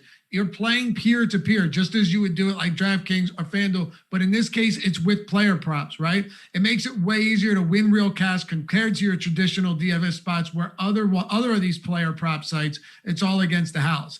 You can join for free. You can check everything out. Just download the No House Advantage app and check out the daily props contest without having to deposit a dime. But like I said, use that promo code Awesemo. They'll match it with up to $20 and another $5 if you refer a friend. You can play against them. You can win their money. Ultimately, You're looking to win a good amount of money here where the competition is still soft. And the best thing is, if you are a subscriber at Awesemo already, we have the projections. It's a huge edge up at a site that's still new, that still hasn't seen that influx of really difficult competition. You're looking to win money, maybe not $1 million or 100,000, but really start building that bankroll up. I don't think there's any better place to do it right now than No House Advantage. So download the app and use the promo code Awesemo to get some free money when you sign up.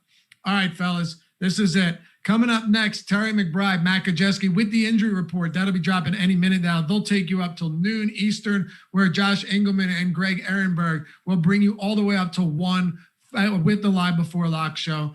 And Josh will beg you for likes, and you'll say, you know what? I've already run out of them because we gave them all to Loughran and Ben and Alex on the Deeper Dive show, which, by the way, we're at 394 right now. I feel like at 2,700 people watching, we should be able to balloon that number to the point where Josh is left crying into his soup. Cleveland, Indianapolis. Alex, let's make it happen. We got 3 minutes to go. Hell, I thought we were going to have to stretch. We're actually going to run out of time. Kareem Hunt, let's start with him. This game kind of moved a little bit. Cleveland now 1-point favorite, as a matter of fact, 48-point total. Nick Chubb hitting the IR. What are we doing with? Oh, I'm sorry, by the way. Question and answer show. It was the injury report. It's now the Q&A show, not the injury report. But they will give you the injury updates and, of course, take all of your questions through the next 30 minutes. What are we doing with Kareem Hunt today? Well, I think he's a great option because with Chubb out, I mean, you can reasonably expect him to get a much bigger workload. Now, the matchup versus Indianapolis is not ideal, so I don't think he really stands out quite as much as Clyde Edwards-Helaire or Ezekiel Elliott. But Kareem Hunt's definitely a guy you want to have in your player pool. Ben?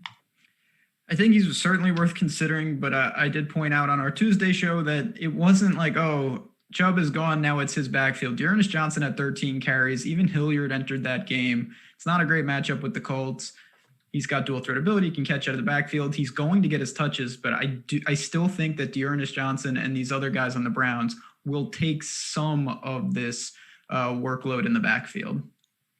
All right. Hey, oh, by the way, if you're not following us on Twitter at Awesemo_com, follow all three of us, though. You might just want to talk shit, right? You might say, what a terrible call that was, and you just want to light us up. Go for it. We love and appreciate the banter and the interaction. And also, maybe you'll learn something from time to time. But if you don't have a Twitter account for DFS, you're doing it wrong. At Jazzraz DFS, Awesemo DFS, and Laffy_D right under our heads. You have it right there. Ben, ultimately not a game that has a ton of intrigue. T.Y. Hilton has fallen off in a big way. They're running the ball a lot in Indianapolis.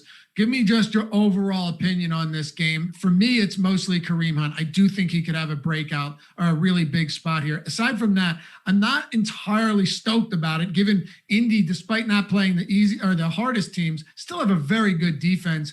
And I'm just not trusting their passing game so much right now. Me neither. I'm not a Rivers guy. It was the big problem coming into the season. There's just so many unknowns in the passing game. So it's a game I could really do without. Actually, kind of like the under 48.5. I think this game's controlled on the ground, and we see it played in the low 20s. So not a good one for DFS. Kareem Hunt is interesting, but I don't think I'm as high on him as everybody else is. All right, Alex, we're up against it. It is your time to close out the show here on the Deeper Dive and lead us into the Q&A show with Terry and Matt. I will mention Julio Jones is inactive, so fire up the OZ. Oh, boy. And maybe some Calvin Ridley. I think Indianapolis is intriguing because there's this narrative Rivers isn't very good, but he actually has been pretty efficient with his passes, getting close to 8 yards per attempt.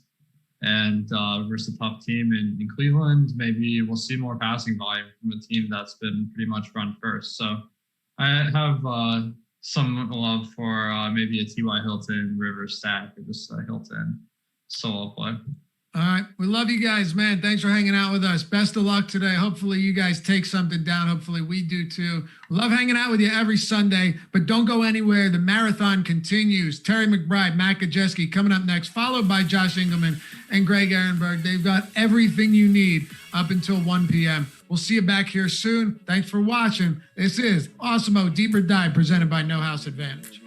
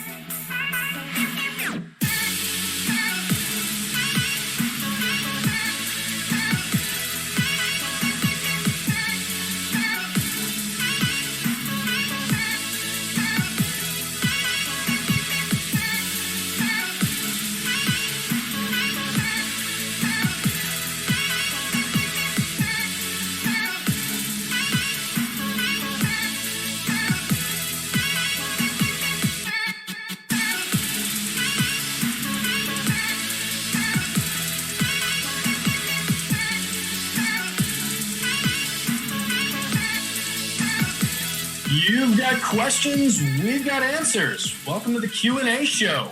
Terry McBride, Matt Gajewski. We are here live to take some questions from you guys and hopefully provide you guys with some good advice, steer the ship in the right direction, and get you sorted out going into lock here. Matt, how's the weekend going? How you doing? I'm doing great, man. How are you? Doing pretty good. It was another long night last night. Crashed early, woke up. All the groups and everything I had written up and saved were not there, so I had to rebuild that on the fly. So it's been a little active, a little fun this morning. But we're getting through and crunching out some lineups now. So hopefully everything comes together right as we're talking here. So getting right into it, I think since we're not doing injuries anymore, I think that's a good starting spot for us each week. Anyway, we just had a big piece of news come down, Julio Jones being out. What do you think, just to top us off with that one? I think probably a lot of people wondering, what do we think the impact from that is? You getting to Zacchaeus at all in there? Is that a bigger impact for Calvin? What are we thinking? Yeah, Olamide Zacchaeus is going to be one of the best plays on the slate. And he's going to end up in a lot of optimals whenever you're doing crunches, anything like that. So he's going to be an extremely strong play. On 9 targets last week in relief for Julio Jones when he re-aggravated that injury. You can't go wrong with him. Yeah, he saw a ton of targets in there, and I mean, at the price, you gotta love the 4,800 on FanDuel, 3,000 on DK. His ownership on DK is a little bit up there, of course. I think he's obviously going to be a cash game lock over there at that price. As far as GPP plays, is that a little bit too popular, up around 20% for you for a play like that, or is that still going to be in play?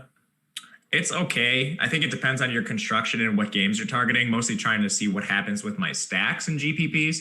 So I think I'll have some of him, but not a ton. I'll probably be about on par with what the field has. I don't think you ever really want to just lock like wide receiver 3s, even if they are 3K. You know what I mean? Just because he's having a lot of competition with Calvin Ridley, with Russell Gage. He's not a lock by any means to put up that like huge score. Sure. Yeah, absolutely. I mean, like you said, as a wide receiver 3, I mean, you're just unreliable at that point anyway, regardless of how much volume he might have seen last week. So yeah, and then you get to the talent conversation and all of that. There's a reason that guy's in that role. So makes sense. Jumping into the chat here, Andrew Millman asks, how do we feel about a low-owned Rams stack? It's not my favorite place just because we've seen them go really, really run heavy whenever they're leading. They project to do so here. So unless you get like Jared Goff throwing 3 touchdowns and that's what really gives them the lead, I don't think there's a strong chance that ends up in the optimal lineup. Of course, if you're playing one of these huge lotto style tournaments, you can always run something like that. But I think there's better places to go. Yeah, I think that makes sense. Goff not getting a ton of ownership on either site, so it is a low-owned stack, definitely. But we've seen, they're throwing with a little bit of efficiency, but they're just not connecting on some of those balls deep. So it's an offense that I thought I was going to be getting to more in stacks this year. And we saw the tight end Higbee go off for the 3 touchdown game, but he's been kind of irrelevant since then. So I think you actually were the first one to warn me about that. So he was like 15 targets on the year, man. Yeah, exactly. So definitely don't want to be excited about him. So yeah, I'm in the same boat. I'm not really getting to that Ram stack there. Guys, keep the questions coming here. Let's see. Is Jeff Smith a viable pivot from Zacchaeus on a large field tourney for DK? Yeah, he's viable in that he'll be on the field and receiving targets, but I'm trying to never play Jets. So that's my like hard and fast rule. Just don't play Jets and you're probably good. I think that's very fair. Yeah, not a stack I'm going to be getting to. I'm not buying into the Flacco story this week myself. And I'll tack on to your never play Jets rule. I'll add on never play Jets that you didn't know existed last week. So and that guy definitely falls into that category. So yeah, he's not there. But for the fact that he's going to be on the field, probably catch some balls, that definitely keeps him in play as far as that goes. Let's jump over to Premium Slack here, see if anything good's going on over there.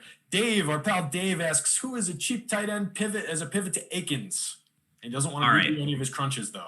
This is a really big question I want to talk to you about. We haven't had a lot of expensive tight ends on the slate. We haven't had Travis Kelce. He's been in a lot of island games. Kittle's been hurt. We also have Mark Andrews and a number of other tight ends. I don't think the cheap tight end is quite as viable this week as it has been in the past. Last week, we haven't had the opportunity cost. You could even play like a guy, Robert Tonyan, before he had a huge role in the offense, and he was someone that could get you a 0, and you still had a live chance here. I think with Mark Andrews, Travis Kelce, George Kittle, I'm probably not getting down to as many of these cheap tight ends. With that said, if you make me pick one, it's probably going to be a guy like Eric Ebron, who's been running around on over 70% of Ben Roethlisberger dropbacks the last 2 weeks and has a pretty nice receiving role there. But But ultimately, I'm trying to get up to some of those better tight ends. Even Waller's not that egregiously priced. Yeah, I'm with you on that. It makes a ton of sense. You don't want to be playing around with the guys who are less likely to get there when we've got so many guys with so much upside that are likely to get there. It's just a long shot that a guy like that's going to outscore all of those top tight ends or put up a score that's close enough. So I'm with you. Out of that group up at the top, you do have reasonable ownership on an Andrews. You do have reasonable ownership on an Ertz up there. So there's some guys up there that you can do some decent stuff with and play the ownership game. Get away from the heavy ownership on a Kittle if you want to, or on a Kelsey if you want to.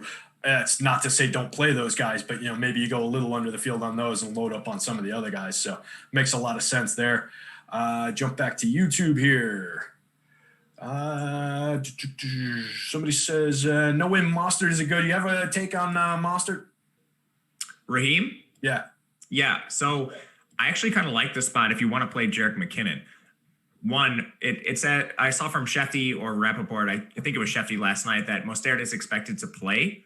This is a game I think that the 49ers could win pretty easily, and I'm not sure what Mostert's role is going to be. If there's an off chance that he's ruled out, Jerick McKinnon is going to have like 1% ownership, and you're going to get a bell cow back. And even in the chance that Mostert does play, I still don't think McKinnon is viable just because we don't know what role Raheem Mostert is going to play in his return. So I think McKinnon is a pretty sharp play in large field tournaments because of that. We could see a bell cow roll either way, and if he's ruled out, he's not going to have any ownership.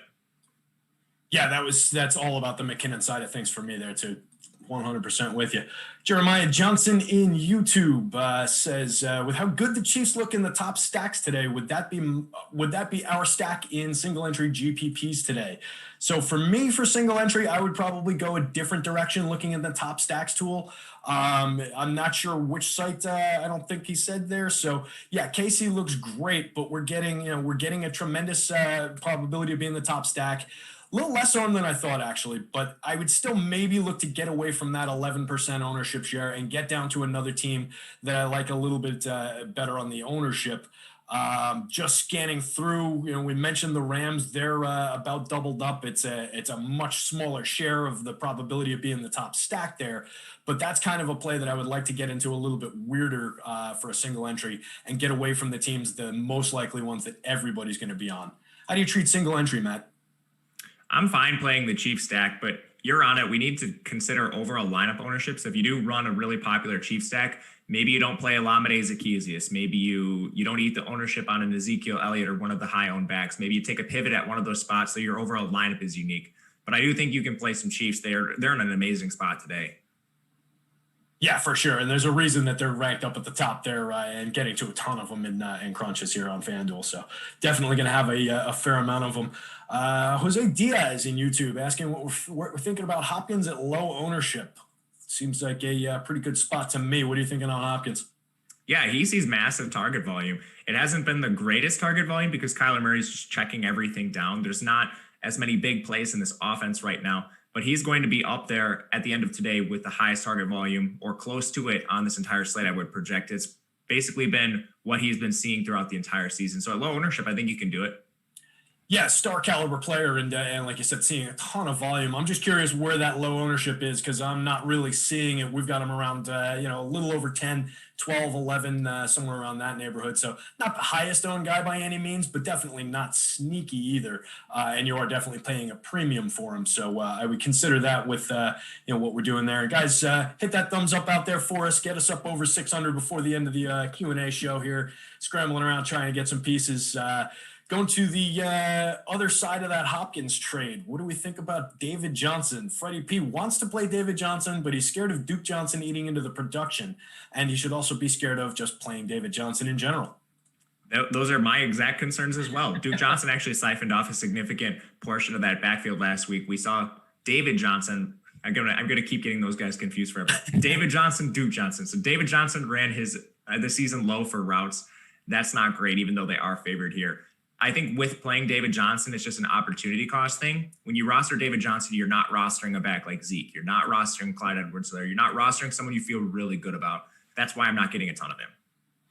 Yeah, I'm that same way. I like to be a little bit more comfy with my running backs. I'll have some of them because I do think that he's got that, that breakaway upside, but it's limited for me for sure. Jumping over to Premium Slack. Trayball3 asks, for the 4 p.m. slate, Do we like Debo Samuel or Brandon Ayuk better? Probably Ayuk, just because I don't know what Debo's role is going to be. We saw him play limited snaps last week, and he didn't practice at all this week. It seems like that was scheduled. They have a plan going for him just moving forward, but I still don't know that Debo's going to play a full complement of snaps. For what it's worth, when he's out there, he'll probably see some targets. But again, Ayuk, we know will be out there. Debo, we're just not sure. Yeah, it makes sense. For me, I typically don't like to lean into guys that have wonky injury situations. Like you said, it seems like they've got a plan and they know what they're doing with them. Neither one drawing a ton of ownership. So I think you can definitely comfortably roster either as far as the ownership game goes. Debo a little bit more expensive, but AF getting the higher, slightly higher ownership. So I'm comfortable basically with either one of them, but I would probably lean toward Ayuk. Let's see here. Where are we at?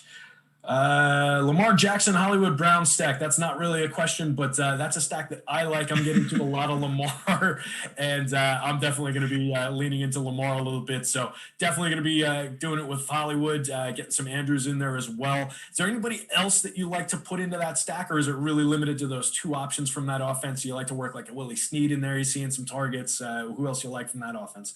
No, it's just those two for me. They're a pretty big wide receiver rotation, and it's trended that way increasingly throughout the year with Devin Duvernay starting to work his way into the mix, and it's hurt snaps for Miles Boykin and Willie Snead. So I think it's just Marquise. I think it's just Mark Andrews, and then you move on. Makes sense. Yeah, and especially in the run back situation, like if you're building groups in Fantasy Cruncher or any other optimizer, maybe you put some of those other guys in the group, but make sure that you're limiting it with the individual ownership cap. So if you're reading my column about the groups, that's how I usually do it. So I've got really tight individual ownerships on those guys like a Snead, somebody like that, and then I focus everything in, and particularly with the new tools they've got in there to be able to bump those projections up, you can really zero it in. So you're only getting the shares of those guys that you want and getting very limited shares of the outlier, the 1%er type guys. Let's see here. We'll do a quick little either or for a guy named Jared Daigle here asking, do we like Lamar and Ingram or Bridgewater and Kittle better? We're talking about, so I'm guessing this is Mark Ingram? Ingram, sorry. Ingram, yeah, tight end. Basically a QB and a tight end question. So it's Lamar and Evan Ingram versus Teddy Bridgewater and Kittle? Yeah. I think I prefer the Teddy Bridgewater side just because of the upside Kittle gives you at tight end. I don't think there's too much opportunity cost between Bridgewater and Lamar, but the opportunity cost of tight end today I think is going to be huge, not getting one of those elite guys. Yeah, and we talked about that just a little while ago. So, yeah, I'm totally with you on the getting the elite guys. Andrew Melman is asking what randomness to use based on the rules for Cruncher. So I have individual randomness set by a formula in Excel for me. So it's difficult to say. I go with pretty heavy randomness, but I'm also using the traditional randomness. Matt, what do you use Fantasy Cruncher? And if so, what do you do as far as randomness goes when you're crunching? Yeah, I'm pretty high on randomness too. I think I'm right there with you. Yeah, and especially at the event-based positions like wide receiver, I like to go very heavy so that I get a good mix of those wideouts. Kendall Ford in Slack asking, DK Millimaker, if ceiling is my top priority, which guy do I go with? Mike Davis, Josh Jacobs, or Jonathan Taylor? I think they're all pretty close. So it's Mike Davis, Jonathan Taylor, and who is the third? Josh Jacobs. Josh Jacobs. For me, it's still probably Mike Davis with the receiving, and that game has a pretty close projection right now. I know that Jonathan Taylor, that line has moved significantly against them, so they're actually slight underdogs right now. He will share a lot of time. So I think it's still Mike Davis for me. I think if we're prioritizing ceiling, absolutely, I'm with you on Davis. The only thing that I would throw in there is Davis is going to be about 30% owned. So, yeah, we're prioritizing only ceiling as the question said. That would be the answer. I think if you deprioritize ceiling and start looking at ownership, especially for a tournament like the Millie Maker where you've got to beat a million other people out there or whatever the entries are, maybe Taylor makes some sense. He's only going to be around 5%. So significantly less owned player there and reasonably close projection, reasonably close ceiling. So, but I am with you. I think Davis, with his involvement in the passing game, definitely has the highest ceiling there. Betting question. What the hell? Are we comfortable at all laying the point for the big favorites, i.e. the Ravens and the Chiefs? Do we want to lay the points for the big favorites today? The Chiefs I'm comfortable with. I actually already took that bet. I took it early in the week. The Ravens I'm not as comfortable with. A little bit concerned with their defense, surprisingly, after they allowed 2 300-yard passing games in a row. And one of those came to Dwayne Haskins. So I don't think I'm going to be laying the points with Baltimore. More than comfortable with Kansas City. Makes sense. I like that. I'm the GOAT asks, would y'all stack a Mahomes-Kelsey stack? Yes. Yes. I think we can move on that one. That's one of the more popular, more obvious stacks out there. Definitely superstar tight end with the superstar quarterback. Those guys go together. What do you think of Todd Gurley today? One win in Slack is asking, will Gurley go off today? What do we think of Gurley? Gurley's going to give you a ton of leverage off all of the high-owned Atlanta plays, particularly Olamide Zaccheaus. I'm not as comfortable with him for reasons we mentioned already, just there being a lot of running back options that I really like. But Gurley did outcarry Brian Hill 16-4 last week.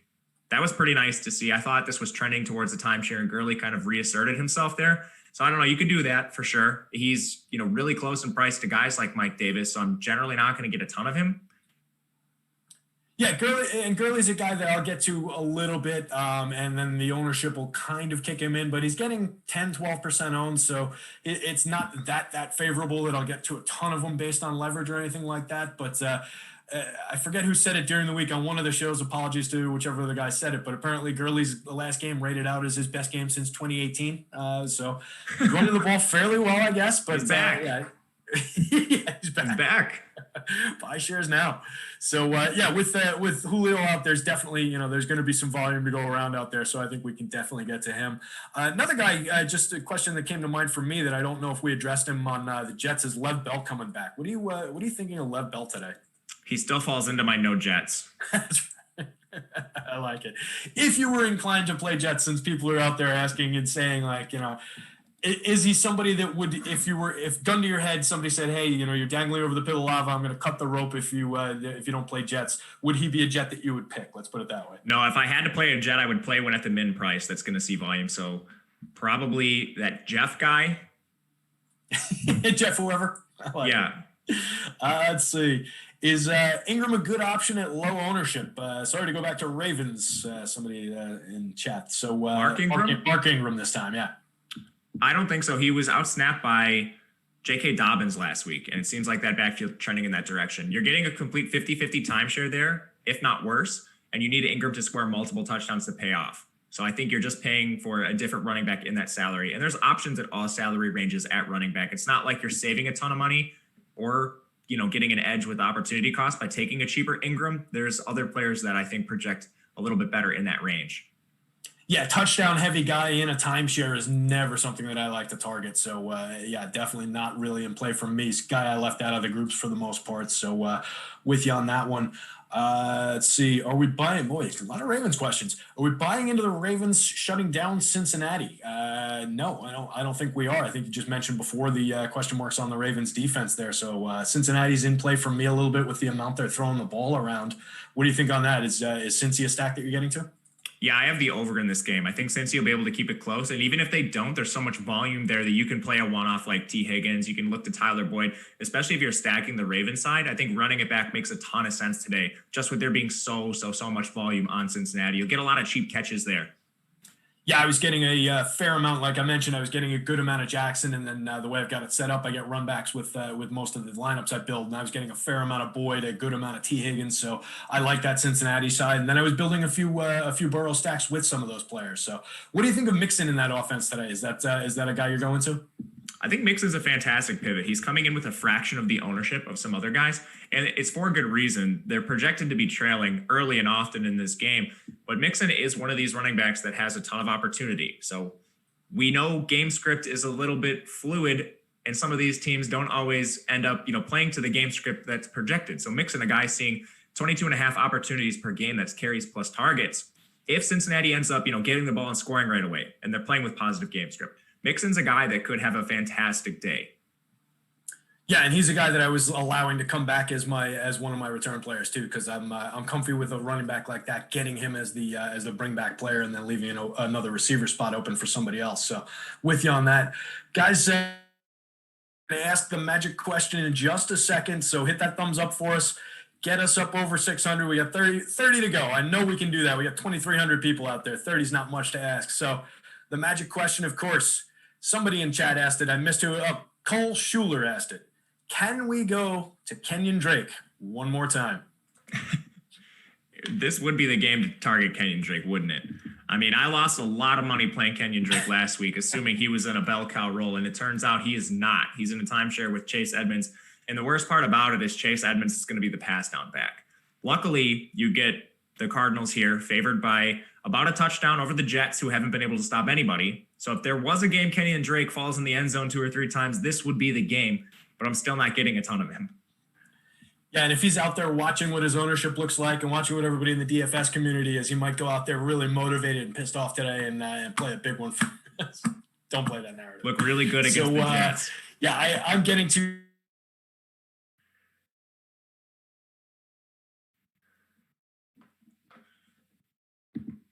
Did we lose him? All right. I'm pulling up YouTube right now. We'll get to some questions, guys. Looks like we lost Terry. Minshew worth a look at quarterback. All right. So this is a game that I like quite a bit for Jacksonville. I think Minshew certainly is worth a look considering Houston's horrific defense to start the year. So yeah, Minshew at his price, I think you can definitely. Terry, what's up? We're talking about Gardner Minshew. Do you think he's worth a look today? What's going on? I'm glad you picked it up. All of a sudden, everything disappeared. I was halfway through asking a question. I actually got to some Minshew popping up in some of these crunches that I was running, particularly the set that I ran with Alex's projection. So I wasn't expecting to get to a lot of them, but I think he might be in play in a limited sense. They don't rank out particularly high in the top stacks tool, but they're getting, around half the ownership that of their probability of success on DK. So yeah, I think we can build some Minshew stacks here. Yeah, I think so too. And plus he is basically anyone, if you want to stack him, he has people at different price points too. So like you could get to Chenault, you could get to a Chark. So you can actually do a couple crazy things with him. I like. Makes sense. Let's see here. I'm just trying to catch back up where we were. No, whatever I was asking. Let's see. Okay. Thoughts on Hayden Hurst for DK GPP? I like Hurst. I think you can look to him a little bit. I don't have a ton, but I do have some just because that game environment's really nice, and I'm stacking a lot of Matt Ryan.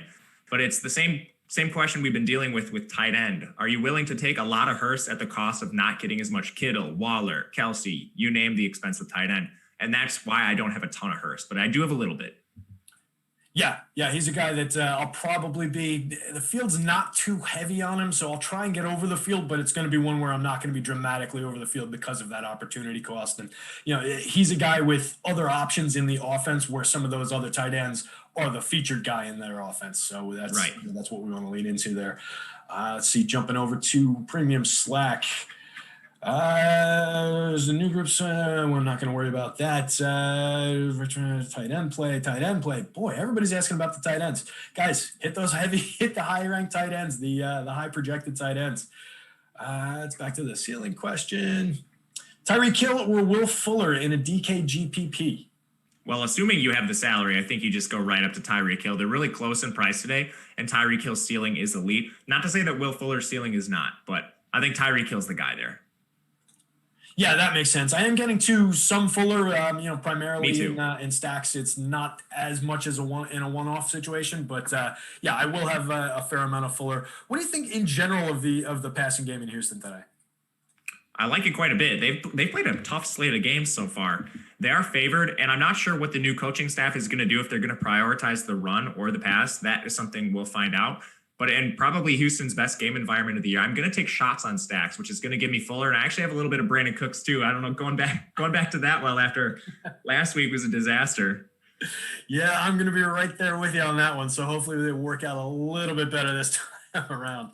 Looks like we got a couple minutes left. Only need 7 more thumbs out there. I know you guys can do that for us. So are we playing? We've got Ruggs coming back. What do we think the impact is for the passing game out there on Renfro specifically with Ruggs coming back in? And then somebody is asking, do we prefer Ruggs or Hunter? Prefer Ruggs or Renfro as a run back? I think it takes Renfro out of play. I like Ruggs' price, and I like Ruggs' skill set. Of course, everyone knows about the 40-yard dash for Ruggs. So if he catches one of those passes, he's going to be one of the style of players that leads you to the top of a tournament, assuming that he actually makes the catches. He saw a large target share and a large air yard share in week 1, his only healthy game.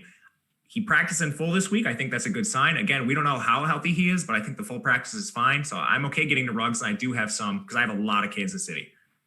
Yeah, and that's where I would get to him probably is mostly as a run back play, and you hope you get that home run hitter, even if he's not out there that much. If they limit his snaps, he hits 1 and 2 of those home runs, and that's all you really need from him. So as far as the bring back there, since KC is pretty heavy, who would be if you're bringing back one guy from that team, who would be your one guy? Would it be a Jacobs or a Waller, or would it be one of the receivers? It's Waller. Waller for sure. Yeah, makes sense. Okay. Pick off why is it the current? Nobody cares. Terry, is James Robinson the odd man out of the group of running backs? Odd man out. I'm going to take that as like the 6K to 7K range of running backs. I don't think so. He's seeing essentially every single possible running back opportunity in that offense, including targets. So if you're stacking Houston and you're running the other side of this game, you're looking for run backs. I think Robinson is still in that group. Yeah, he was in there for me too, and I think he's firmly in play. I think he's going to see most of the volume there. Alex has good projections on him across the board, so really the only thing concerning to me on FanDuel is around 19% owned, so it's not like he's sneaky or anything like that. Just looking around the board here, what do you think of Miles Sanders today? Ranks fairly well for Alex, not getting a ton of attention, not getting a ton of ownership. That's a question from Terry in New Jersey. I think Miles Sanders is a similar play to a guy like Joe Mixon, where the game doesn't set up great for him from just like an ancillary standpoint. It has like a really low total compared to some other running backs in some phenomenal spots. But Miles Sanders is another running back similar to Mixon who's not going to be game scripted out of games. He's seen target counts of 7, 8, and 4 in his last 3 games, and he's averaging over 20 opportunities per game. Philly hasn't exactly been playing with a lot of leads either. So Miles Sanders is a guy that will see his volume essentially no matter the game script. So I'm certainly comfortable getting to him. Yeah, he's a guy that's coming up a little bit for me this week. I wasn't expecting it, but I'm happy to see it at that kind of ownership. So definitely a guy who's in play for me. That bumps us right up against noon. I think we're probably getting out of here now. So guys, thanks a lot. We appreciate all the questions. Appreciate all the love out there. Hit those thumbs up. Stay tuned. Live Before Lock coming right up.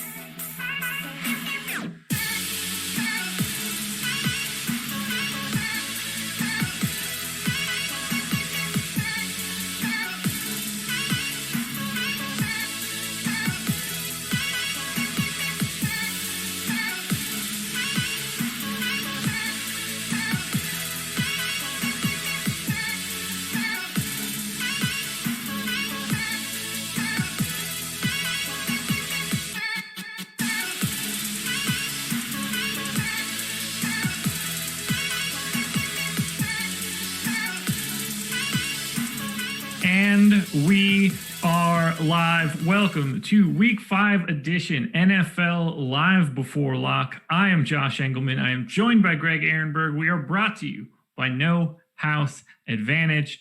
And I see a like number at 651, which means 350 more, easy peasy. We're going to soar north of 1,000. And not only that, I'm feeling lucky today, Greg. I saw the boss man before in a Lions jersey. Now he's a smart man. He's a millionaire. I think that I want to be more like a millionaire. So I switched into the Lions t-shirt. I don't know. It might be reversed on the screen. I don't know. I can't tell. Zoom's weird. Switched to the Barry Sanders t-shirt. So I'm hoping that the good vibes from Alex channel through me in the Lions gear. Are you wearing any Lions gear? That's the good luck stuff for today. No, I'm wearing DraftKings gear. I don't know if that helps with anything. That is a little bit of some sort of hopefully good luck. Sure. Also, I don't know if Lions gear is the way you're looking for good luck on a football Sunday. Why not? What's the worst that could happen? The Lions. That's I fair. mean, it's football season. We've seen plenty of bad things happen so far this year. We could get our 100 yards and a touchdown pick wrong. I don't know if that would be bad or par for the course. I'm sure that I will get that wrong. I might have to go back to the well, but we'll talk about that in a bit. As you get in the door, and since there are already 2,200 people here, please hit that thumbs up. Helps us out a ton. Subscribe to the channel. Hit the notification bell so you know when we go live. We're limited in content after this show, but I will be back at 6:45 Eastern time doing NBA Live Before Lock Game 6 edition with Rinpack, who I'm sure will be banking another showdown. It is inevitable.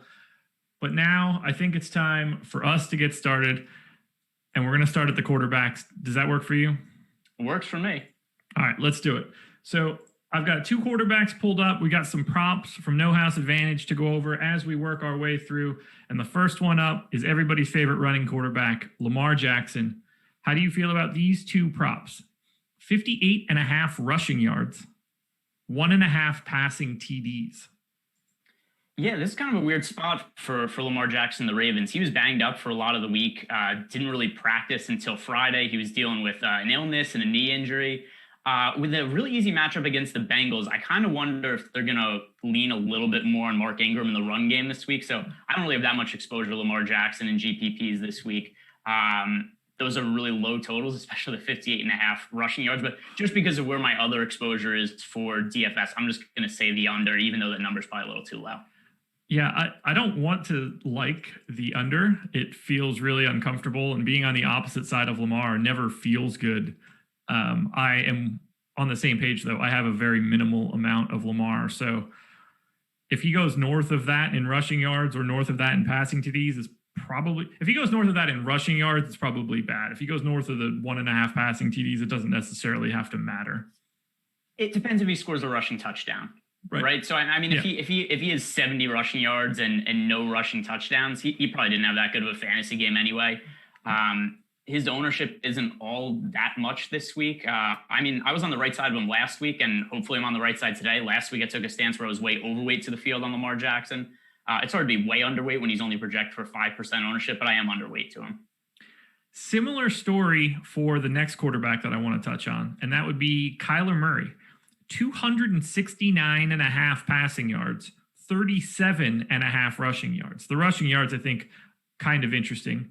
Do you think that Kyler Murray can go over either of those 2 numbers? Yeah, I like the over for the rushing total. Unfortunately, Kyler Murray is a little more popular today than he was yesterday. But Kyler Murray, in terms of lower-owned quarterbacks, he is the one that I like the most this week. He's somebody who I put in the same category of how I liked Lamar Jackson last week, where we have a really high upside quarterback coming off a bad game that people are kind of jumping ship on. Really easy matchup. He's going up against the New York Jets. The New York Jets, obviously a little bit banged up on offense, but still, I think that overall they're going to struggle to move the ball. That's going to set up the Cardinals with a lot of really easy field goal position.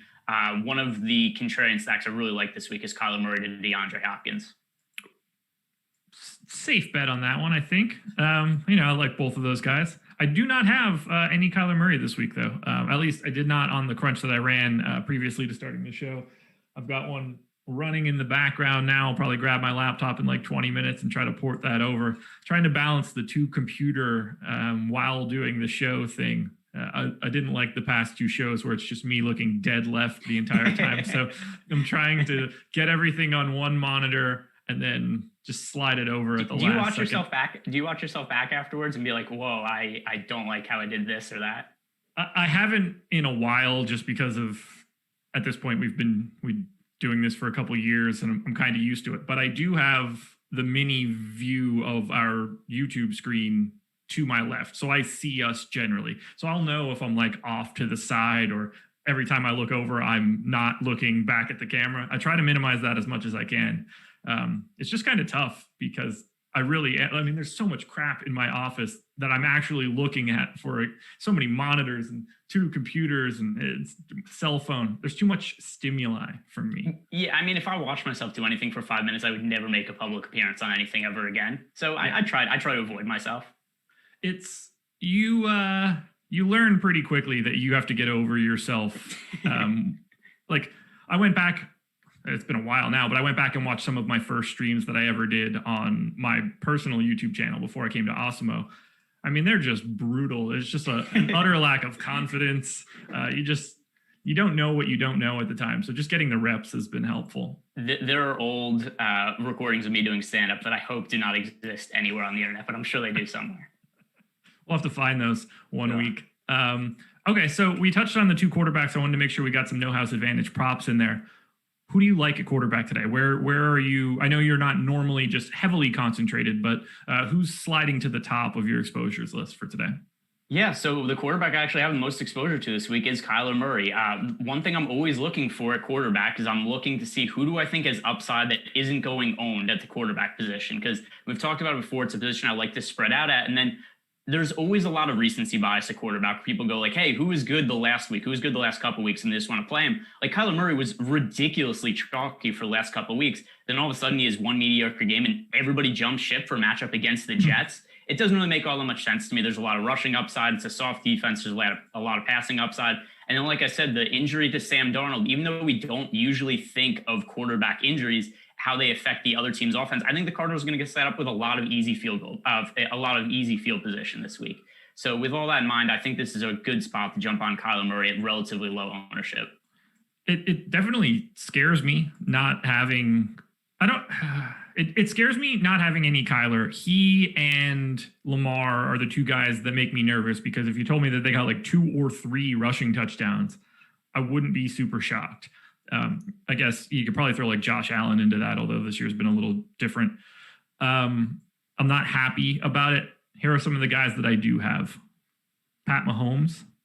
I assume that I don't have to go much further than that. Like when you mention the best quarterback in the league, I think that people will understand. The guy that I'm getting to a lot that no one else is really playing, and I'd like to get your thoughts on it because I need to feel a little bit better about myself. Any thoughts on Jimmy G today, or just the 49ers in general? Yeah, I don't mind Jimmy G. I'm overweight to the field on him. I'm overweight to the field on Daniel Jones. The 3 quarterbacks that I have the most exposure to relative to where the field's at, it's Kyler Murray, like I mentioned, and then Jimmy Garoppolo and Daniel Jones. Garoppolo, it's a really easy matchup against the Miami Dolphins. You do worry a little bit that they just get ahead and they're just able to run the ball with Raheem Mostert, who's expected to be back, and obviously Jerick McKinnon's played well. But still, when Garoppolo's on the field, I think he's going to have a lot of good scoring opportunities. I think that him to Kittle is a pretty good stack this week. Kittle ended up being my highest owned tight end. I assume it's going to be the same for you because I know that you've been a Kittle guy for a lot of the season. So yeah, I think that's a really good stack. Okay, makes me feel a lot better. These are the 2 guys. If I just take my raw ranked lineups right out of the gate, it ends up being like 75% Jimmy Garoppolo, and like that's clearly not the spot that I need to be. Yeah. So I walk that back quite a bit. I end up getting a lot of Mahomes, Garoppolo, Deshaun Watson. They're the 3 guys that I have the most heading into this week. Daniel Jones, a close 4th. Thoughts on everybody's favorite over the past couple of weeks, Dak Prescott. He is the chalk quarterback for the day. I do have a small amount. Trying to work my way back a little bit. I'm hoping that the firepower kind of runs out a little bit today. Yeah, so I mean, there's a couple concerns here. Number 1 is the ownership. Number 2 is also just the game script against the Giants. The Cowboys are fairly significant favorites this week. And we look at the situation where Dak Prescott threw for 500 yards last week and is throwing for what seems like 1 million yards every week so far this season. The Cowboys defense is terrible. They get behind big in a lot of games and they have to throw the ball a ton to catch up. I don't think that's going to be the case this week. I don't have no Dak Prescott. I have less Prescott than the field, but I'm pretty high on Zeke this week. So that's really where I'm getting exposure to my Cowboys is through Elliott. And then I'm kind of expecting that it's going to be the Giants throwing the ball more in this game and the Cowboys running the ball more. I don't think that we could just look at what the Cowboys have had to do the last couple of weeks and assume that's the same going forward, because there's very little chance that they're down 40-20 against the Giants in the 4th quarter like we've seen in other games. Yeah, I have a little bit, about half the field, so I'm feeling pretty good from that end. I don't think I need to have much more if he's going to be picking up that much ownership. We did just get a super chat, so I want to make sure we answer that before we move on any further. DK Cash, Evan Ingram and Tyreek Hill, or George Kittle and Darius Slayton. Love the show. That is from Janar Kaz, Canadian dollars, I might add. So we're getting that Monopoly money again. Janar has had a couple super chats over the past couple shows, so appreciate that. Ingram and Hill, Kittle, Slayton, Cash. Well, here's the good news. I think that both of those are really strong options. I don't think you could really go wrong with either of them. Yeah. It was, you said Ingram and Hill or Kittle and Slayton? Correct. I'm going to lean towards the Kittle and Slayton combination just because the amount of exposure I have to George Kittle this week. But I really don't think you can go wrong with either of those combinations. I like all four of those players. I am on the same page as you. I would prefer the Kittle-Slayton combo, but I think it's I understand why that question is being asked, and I have no issue with it at all. Do you have any other quarterbacks that you want to touch on? No, it is funny, though, where just when people ask some of those 2v2 questions, I could almost figure out what every other player in their lineup is just by kind of looking at the pricing. Other quarterbacks, we could touch on Daniel Jones for a second because he is somebody I have a decent amount of exposure to this week relative to the field, only projecting for 4% ownership.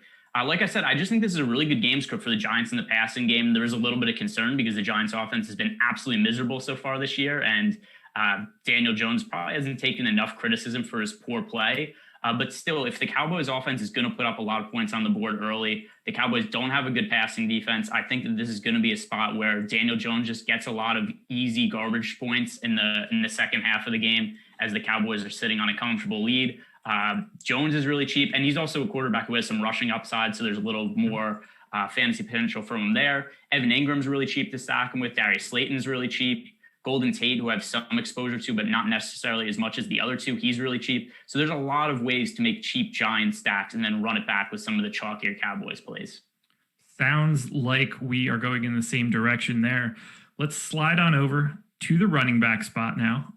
But first, 716 likes. We're slowly but surely getting there. Laffy was not very good at his job as far as I'm concerned from that 10 o'clock to 11:30 window. So we'll make up for it. We'll pick up the slack, hit the thumbs up. Let's clear 800. We'll have no problem getting to 1,000 once again. But first, we'll talk a little bit about the running backs. I lost my tab that had all of the stuff that I wanted to ask. There we go. We got it back. Got it back. Okay, first running back up. A guy that is near and dear to my heart, and unfortunately a guy that I'm going back to again today. 80.5 rushing yards, 0.5 rushing touchdowns. How do you feel about Josh Jacobs for today? I love Josh Jacobs. I'm just telling you my gut feeling as I was looking at this slate earlier in the day. And I'm always thinking about everything in terms of 100 yards and a touchdown pick. That's how my entire week is now based around how bad we are picking a player to go 100 yards and a touchdown. And I looked at this slate and I said, you know what? I think that Josh going back to Josh Jacobs for his pick this week. I also like Josh Jacobs this week. On DraftKings, he's too cheap. He's not quite as strong a play on FanDuel, but 6,300 for him on DraftKings, given that he's a little more involved in the pass game this year than he was last year. Not necessarily as much as I would like, but I think he is a good DFS play. I'm a little more inclined to go over with whatever his receiving numbers are than the rushing numbers, just because I'm not sure this is going to set up as a great game for the Raiders to just pound the ball on the ground. But I think Josh Jacobs is a really strong play this week. Yeah, he is a guy that I'm getting to quite a bit. Alex talked about him on their portion of the deeper dive. Ben mentioned him as well. I'm surprised to see the ownership so low. I'm wondering if all of this chatter on the Awesemo YouTube channel is going to push that number up a little bit higher. But even if it does, I think he looks really good. That price tag is hard to ignore. So I'm hoping for the over on Josh Jacobs. We'll see if that ends up being my 100 yards and a touchdown pick this week. It was last week, did not work. But the last time I had a pick and then skipped him the next week, it was Amari Cooper, and it was more than successful. So I'm wondering if I need to just double down on my running back. We'll find out in, 13 minutes or so. Second running back to touch on. And this one's a guy not really getting any sort of conversation. Similar price tier to Josh Jacobs. Very unpopular spot. 54.5 rushing yards. Same half a rushing touchdown. Any chance Miles Sanders gets in the end zone today? Minimal ownership, 5.5% basically. Do you like Miles Sanders today? Because no one's on him. You know what's funny is, so yesterday when I was doing the Saturday show I do with Jeff, and we're pointing out contrarian plays at each position. I said Miles Sanders is my favorite contrarian running back play this week. Unfortunately, his ownership is a little bit higher today than it was yesterday. I think at the time we did the show, he was sub 5%, and now he's approaching 10%. I am slightly overweight to the field on him. I would have been much more overweight to the field had his ownership from yesterday stayed what it was. But still, I mean, we look at Sanders, 6,500 against the Steelers. It is a tough matchup. Pittsburgh is a really good defense. But I do kind of think that Sanders is just a guy who's game script independent, where whether they're behind, he's going to get work in the passing game. If they're ahead, he's going to get work in the run game. So I'm not too concerned. I think this is a really favorable price tag for him. And I do think going forward, there aren't going to be very many slates where Sanders is sub 7K. Yeah, I like him for basically everything that you detailed. Given our current ownership projections, it's not like I'm going crazy on him, but he's going to get the touches that you're looking for out of a running back. Whether or not the matchup is difficult, I'm sort of more playing the ownership and price game. So I have around 15%, so 3x the field. He's not going to break my day by having him like that. But if he goes off, he is a guy at 6,500 that could have a really nice day at essentially no ownership from the public. I mean, given the ownership that we see on Clyde Edwards-Helaire, Zeke, Mike Davis, I think 5% Miles Sanders is pretty reasonable. Let's touch on those. Go ahead. Yeah, I was going to say, I totally agree. And it's funny, the number you threw out is the same exact number of exposure I have to Miles Sanders right now. Oh, are we just submitting the same CSV? It could be. All right. Well, I'm a big fan of McDonald's. So since a different group has Chipotle covered, I can be McDonald's addict. You a Papa of any sort that you can be, that we can combine our efforts in DFS? Maybe I'll just go the other way. I'll be like Papa Vegan. There we go. Oh, all right. Mickey D's addict here, breaking down running backs. Let's talk a little bit about the chalk now. Clyde Edwards-Helaire, Mike Davis, Ezekiel Elliott, all three picking up pretty sizable ownership. How do you feel about those guys? Is there one that you don't agree with? It's hard to disagree with any of these guys. I like all of them. If I had to pick out one to be my favorite, it's going to be Zeke Elliott, just because of the way that I've talked about the game script there. And I think we really do want to get exposure to the Cowboys offense this week. And I just like the run game more than I like the pass game. I think this sets up more as a Zeke game than a Prescott game. Mike Davis, I think, is just such a high floor play at this point because he's basically playing the Christian McCaffrey role. He's getting close to 10 receptions every single week since he's been out. So it's really hard to ignore the 6,400, especially going up against the Falcons, a team that historically has been really poor against pass catching running backs. They give up a ton of receptions to the running back position. So this sets up to be a game where Mike Davis gets a ton of PPR points. I prefer him on DraftKings to FanDuel. Elliott is overall my favorite of the trio. I have Helaire as third of those three, but I like all of them a lot. So Davis is the guy that I'm getting to the least, and I have some reasoning for it. If I look at, let's say, someone like Miles Sanders, he's $100 more expensive. I do have Mike Davis projected slightly higher than Miles Sanders, but one of them's getting 5 times as much ownership as the other. Similar story, $6,500, another $100 more expensive than Mike Davis. Similar projections even for right now. Kareem Hunt bringing in half of the ownership as Mike Davis. Josh Jacobs at the top, similar projections, half of the ownership to Mike Davis. I see a lot of guys at that like mid-6 price tag that aren't getting the same sort of ownership, but are getting basically the same sort of predicted projections. So Davis is the guy that I'm light on. I do have a little bit more Clyde Edwards-Helaire. I think that I'm just getting a lot of fireworks in that particular game. So I'm a little nervous about it because I agree with you. I think that his floor is really, really high, and he is just playing sort of the knockoff Christian McCaffrey role. The problem is I think his ownership is a little too high given the other options around him at that price tag. Yeah, I'm not sure if people are going to like this particular analysis because I have a lot of exposure to Mike Davis, but also the places I played him are a little bit different. So like in the Wildcat this week, I didn't play Mike Davis in higher dollar tournaments. I have more exposure to him in some of the lower dollar entries, and I didn't play him in single entry. So I know that people won't necessarily know what to make of that information, but it's kind of in single entry where I think that there's probably going to be more ownership on Mike Davis. That's where I didn't roster him. And then I was more apt to play him in max multi-entry. That makes a ton of sense to me. Let's talk about some of those other guys that you may be playing. What else stands out to you at running back this week? Let's see, who else? So right before we started, somebody who I was changing my CSVs and updating lineups to get more was David Johnson. So David Johnson, 5,200. Here's the reason why. Right before we went on, the Jaguars ruled out like almost all of their good players on defense. I want to bring up the list of names of guys who were ruled out, but it's a lot of them. Like Miles Jack was ruled out. There was a couple other guys. So I just looked at that and I was like, boy, this is a really easy matchup for David Johnson, 5,200. He hasn't quite gotten there this year other than week 1. But I just look at that matchup with all those injuries and I go, coaching change for the Texans too. We don't know how this is going to change how they approach the game. Maybe it means more Brandon Cooks. Maybe it means less David Johnson. Maybe it means more. I think there's a lot of variance to that Texans situation, but it also means upside. So it's something I want. It's something I definitely want a piece of in tournaments. I also have quite a bit of David Johnson as of right now. One of my most exposed running backs. We're on the exact same page. Once again, moving forward with our taking over of the Burrito Bros. I love it.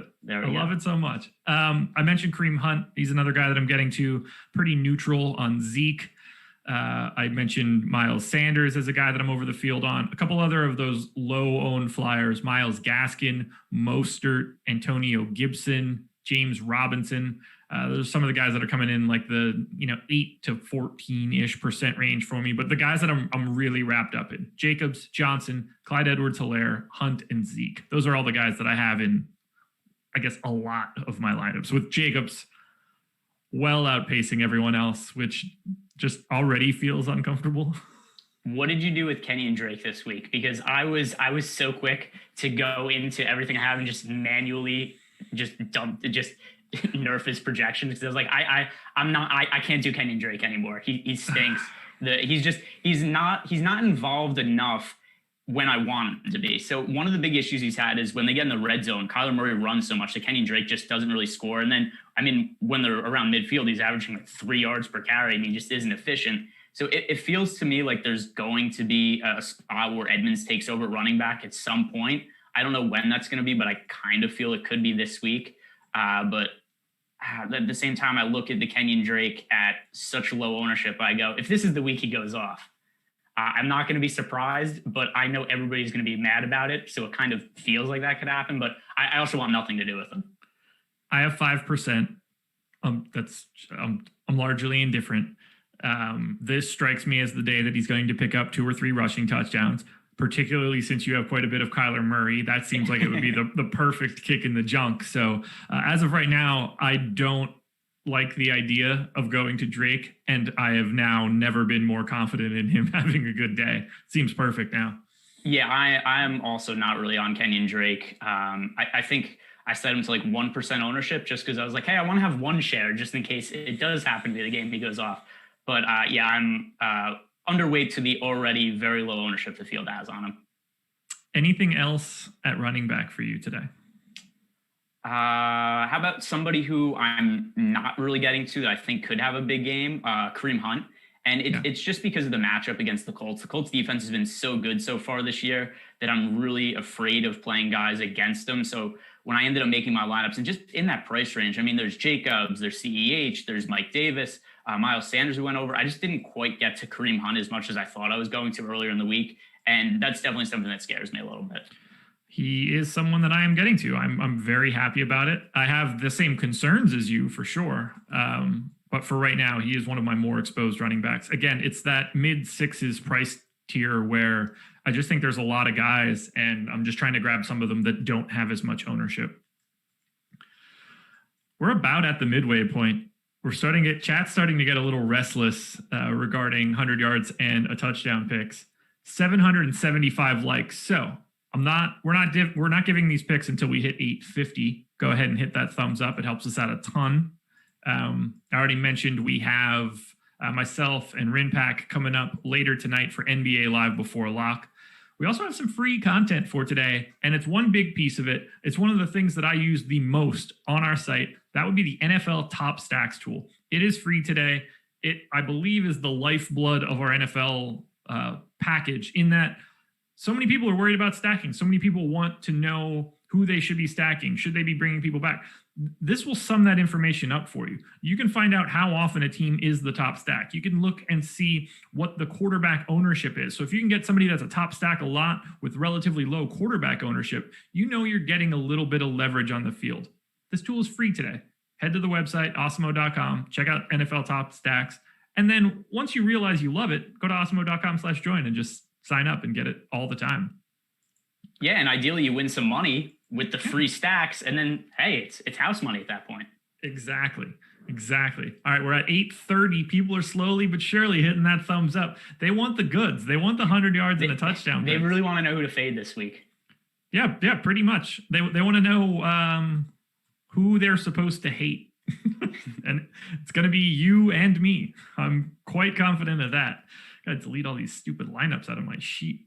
I don't want this stuff here. You know what's funny about the 100 yards and a touchdown is last week we'd said, we haven't been hitting on them recently, but at least the guys have been performing well, right? We were getting guys, Amari Cooper, 100 yards, but no touchdown. There was other guys who, running backs, they were getting over 100 all-purpose yards. So we're like, listen, maybe we're not hitting as per what the quota is for the thing, but our guys are doing pretty well. And then last week, you had Josh Jacobs. I had Darrell Henderson, who had 32 total yards in the first drive and then just didn't play for basically the rest of the game. And I was like, boy, we really stunk it up this week. These were terrible, terrible picks. Yeah, I got 73 yards and no scores. Fun stuff. I don't have Darrell Henderson right in front of me, so it's harder to pull up. But he finished with like 5 fantasy points. Can't beat it. You can't beat it. 868 in likes. People got there, so it's time for us to get there. 100 yards and a touchdown pick. The floor is yours, sir. All right, so I'm going to say my gut feeling is still that you're going to go with Josh Jacobs. Now, here's the question. Do I go with who I think the best DFS play is relative to the field ownership, or do I go with the safest pick to get to the 100 yards and a touchdown? And that's really the conundrum here, right? Who am I putting the hex on? I think there's a really obvious play for us both today. I'm sure you do too, so I'm curious to see if you go there. Yeah, I'm not going there. I'm going to go with David Johnson. Talked about him before. It's just there's so many injuries on that Jaguars defense. It's already not a great defense to begin with. And in terms of him getting to the 100 yards and a touchdown, I'm not all that confident. But in terms of him being a DFS play, I am a lot more confident in his upside. The floor is very iffy with the coaching change, especially because there was plenty of reasons for Bill O'Brien to just pound the ball with David Johnson to try to prove that his terrible trade was worthwhile. So there is maybe a little bit of concern that we don't see quite the same role out of David Johnson, but I love the upside at the price and the matchup against the Jaguars. I hope that you are right this week. That would be very beneficial to me. That one scares the hell out of me. So I have three options here, and I'm not entirely. Yeah, go ahead. All right, one of them is Josh Jacobs. Correct. The other one's Clyde Edwards-Helaire. Correct. No doubt you get this third one. And the third one is George Kittle. Ooh, it's not George Kittle. I mean, George Kittle would be like George Kittle would be in the same boat as Josh Jacobs. Like if I had picked George Kittle last week, I'd probably talk about it a little bit more. I love George Kittle. We're going to get there. The third one would be Mike Davis. Okay. So here's my path. I can take Josh Jacobs, the guy that I am going to be personally highest represented to, and the guy that I took last week. So I would be bringing back the guy that failed me previously, trying to double down. I could go to Clyde Edwards-Helaire, who I do have rostered pretty aggressively. He's also the chalk running back, and that would burn down the most lineups for everyone else when it is ultimately wrong. Or I go to Mike Davis for the ultimate jinx, who is also heavily owned, the guy that I don't have. So then I'm jinxing everyone else's lineups to my benefit. There are three very different. I'm at a fork in the road moment here. By making this pick, am I creating some negative karma for myself from 1 o'clock until 7 o'clock? I don't quite know what to do. I will say this. I don't think the football gods view favorably on somebody trying to set up the reverse jinx. I think they see treachery afoot and they don't reward that kind of behavior. See, I assume that gods think more like I do, and they would rather, like, they've been around for so long that sometimes you just need to screw with people. That's why bad things happen to good people. So I tend to think that they're probably like, I like where this guy's head's at. We see so many bad people being rewarded in life with I don't know, political office and such. I have no other choice at this point in time. I'm not going to go to Josh Jacobs. When I didn't go to Amari Cooper, that worked out well. So I'm not going to go to Josh Jacobs, and I'm hoping that he just plays really well. Whatever. The guy that I want today, the double jinx is in. 100 yards and a touchdown. Give me Mike Davis. That's very Loki-esque of you. I love it. I love it. Give me Mike Davis, 100 yards and a TD. The lock of all locks. What could go wrong? What could go wrong is you're right. That would be although you could look at it as a win-win for yourself too. Yeah, exactly. If it wins, I look great for the week 6 show. If it loses, I only played 6%. There you go. So if you're an optimist, if you're an optimist, it's a win-win. If you're a pessimist, it's a lose-lose. However you want to take it. Time now to move on to our wide receiver picks. I'm going to pull up a couple more props for us for today, and we are going to start with Juju Smith-Schuster. 55.5 receiving yards, 5.5 receptions. Hasn't really been talked about. Do you have any Juju?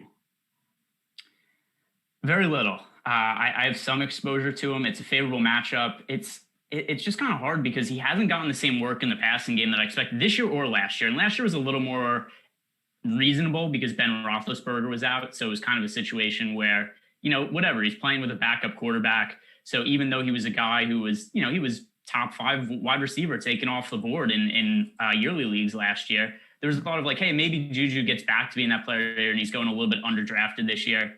It just hasn't really been the case with, Deontay Johnson getting targets, just been spread around more than I would have thought it was going to be for the Steelers this year.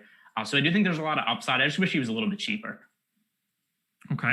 Yeah, he is just going fully underrepresented. I don't have any. He's not owned, and I'm not worried about it. It just feels weird. But he was one of the potential props that you could take for the 1 p.m. slate on No House Advantage. By the way, that contest is $4,000 guaranteed, 2K up top. This is No House Advantage, by the way. 39% full with 25 minutes to go. That is a massive amount of potential overlay. Guys, go there, sign up using the promo code Awesemo. You can get a $20 free play on your first deposit. Get another $5 if you refer a friend and they make a deposit. This is the spot that you want to do it. If you can get to this much overlay, one, your likelihood of success is massively higher than any other contest you're going to get into. And two, why would you not want to try to build your bankroll like that? There's a large amount of free money on the table. Go get it. Go grab it. Next wide receiver up from a prop, Tyler Boyd, 67.5 receiving yards, that same 5.5 reception mark. Another guy that I do not have. How do you feel about Tyler Boyd? 67.5 is a very high number for Tyler Boyd in a not good matchup against the Baltimore Ravens. So I get that the game script is probably favorable for them throwing the ball because it stands to reason they're going to be behind.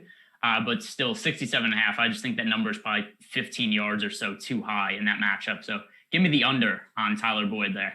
We are on the same page. He's just not a guy that I'm getting to. If that bites me, it's cool. I won't be stoked about it. He does project well. And honestly, in my sim results, he comes up a decent bit more than his projected ownership.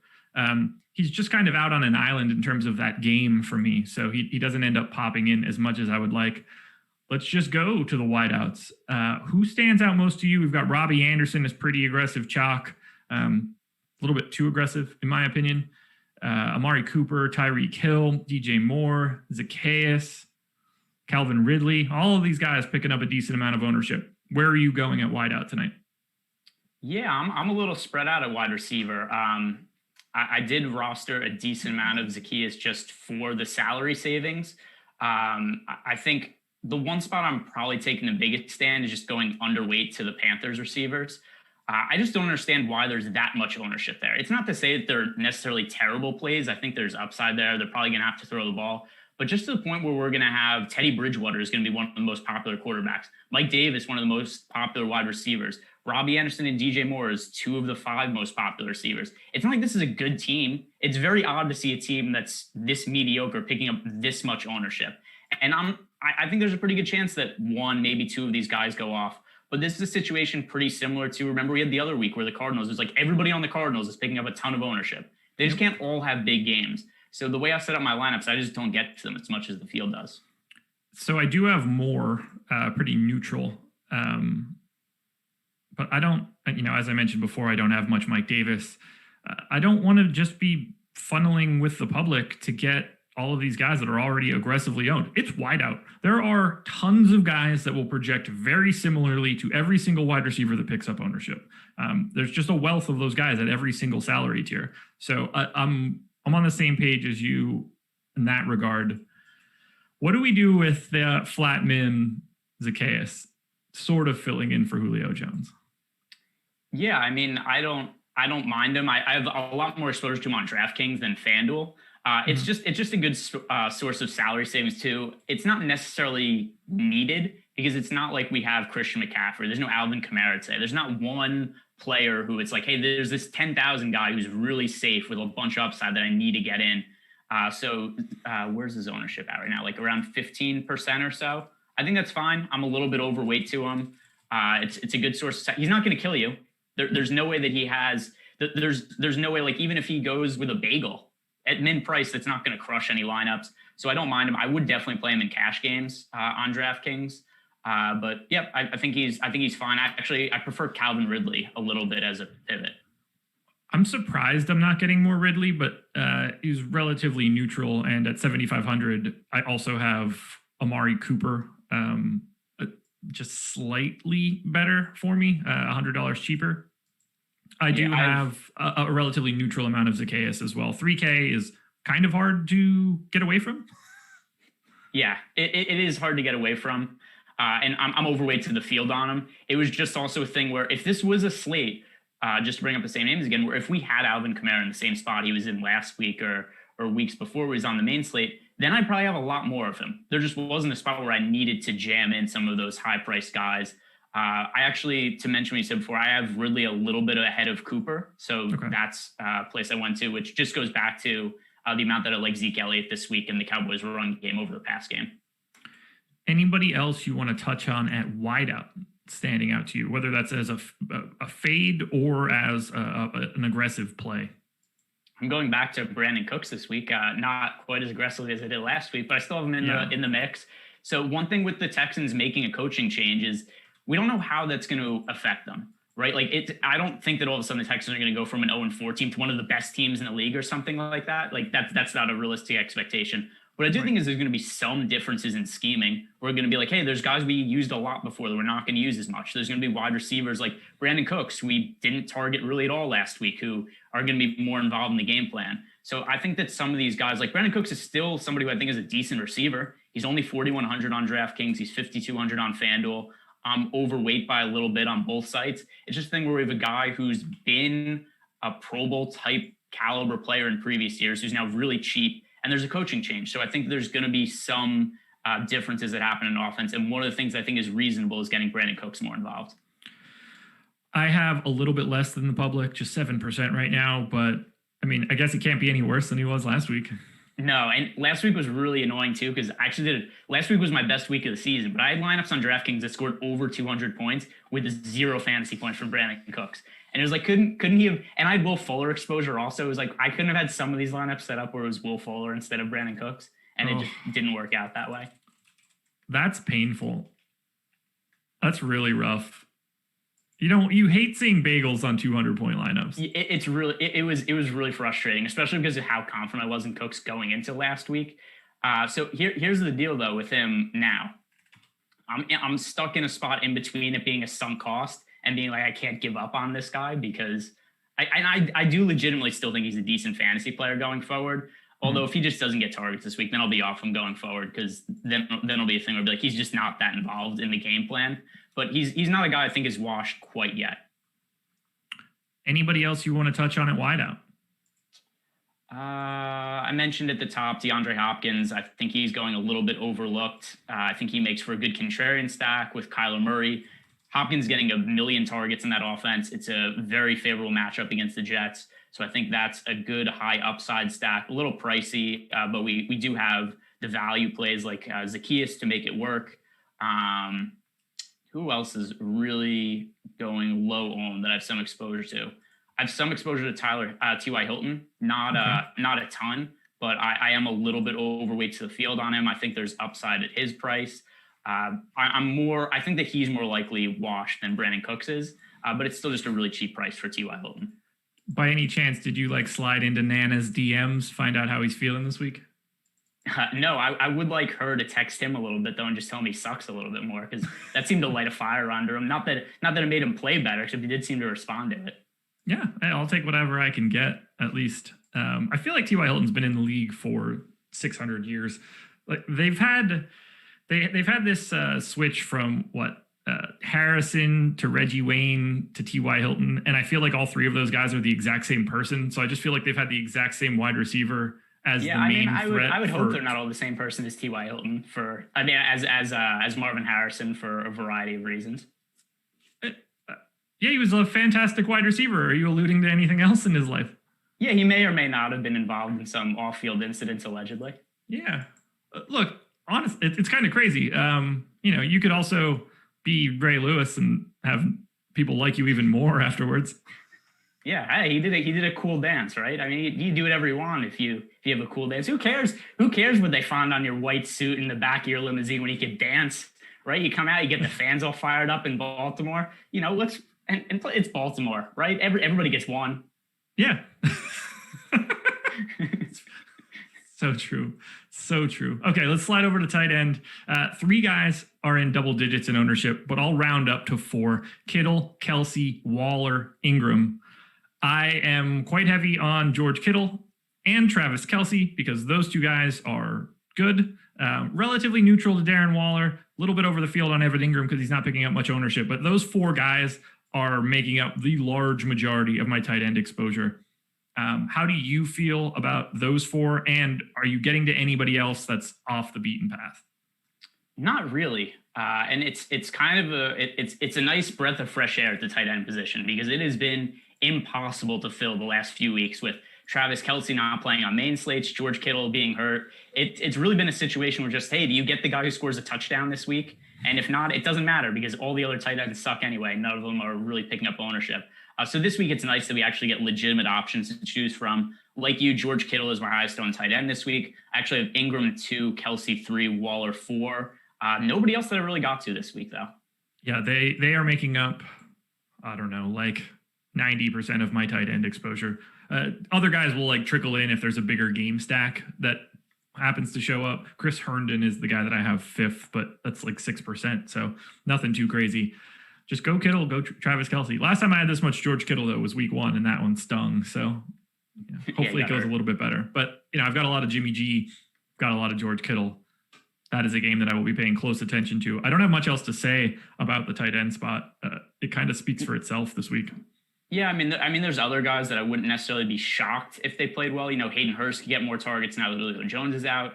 Dalton Schultz is somebody who I haven't been on this year and just happens to have had some big games that I don't really buy into. It's not like he's getting a ton of targets. He just is getting targets at the right times and scoring touchdowns. And the Cowboys are, throwing the ball 50 times per game in a lot of these games, which I don't think is going to be the case this week. So I think there are other guys you can make an argument for. Mark Andrews also, just not really guys that I rostered much of. Yeah.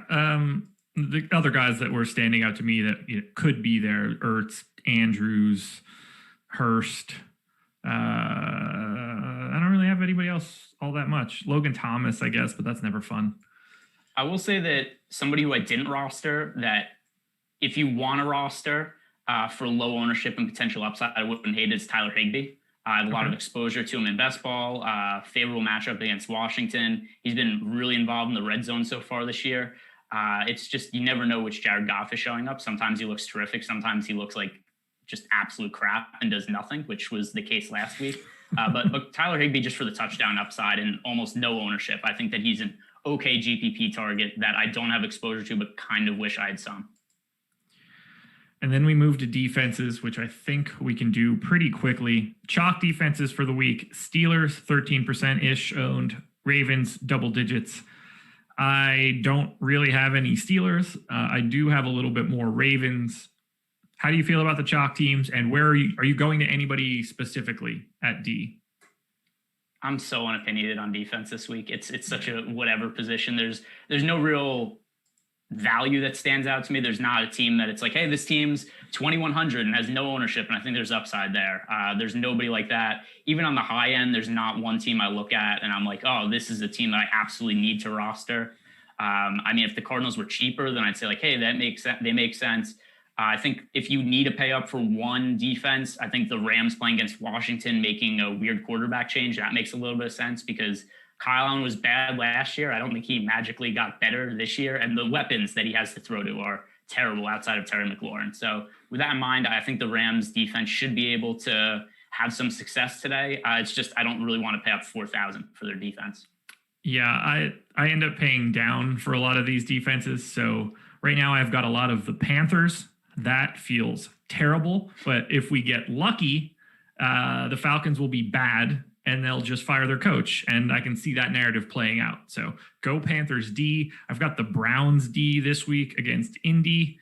The Texans D this week against the Jags, which I feel pretty good about. So that'll probably go wrong. None of these guys are all like heavily exposed, but given the Steelers are chalk, that is one that I don't have a ton of, even though I understand why they're chalky and don't necessarily disagree with it. It's just, that's not what I want in a large field GPP. Oh, here's one defense that just is a flat thing. I get exposure against this offense every week is the Cowboys going up against the Giants, just because Daniel Jones, very mistake-prone quarterback. The Giants' offensive line, arguably the worst in football. Last I looked, Pro Football Focus did have them rated as the worst offensive line. And just because of that, there's always upside for a defense going up against the Giants. There's also a lot of value on the Giants side, so it's not like I'm way exposed to the Cowboys, but that's always the case for me at defense. There's never one team that I have like 30% exposure to or anything like that. Right. It's just not necessary. Anything else you want to touch on as a whole? We've got 10 minutes left, 912 likes. So this is going to be my final call for you guys. We need 88 more likes to crest 1,000. Which I fully expected from the time that I started my day, especially once I saw how little Laffy brought in from 10 to 11:30. I knew that we would do the heavy lifting. So just hit that thumbs up. 88 more. We get to 4 digits. It brings everybody good vibes. And as you could tell by my Mike Davis pick, all I'm trying to do is bring people good vibes. That's all I can do.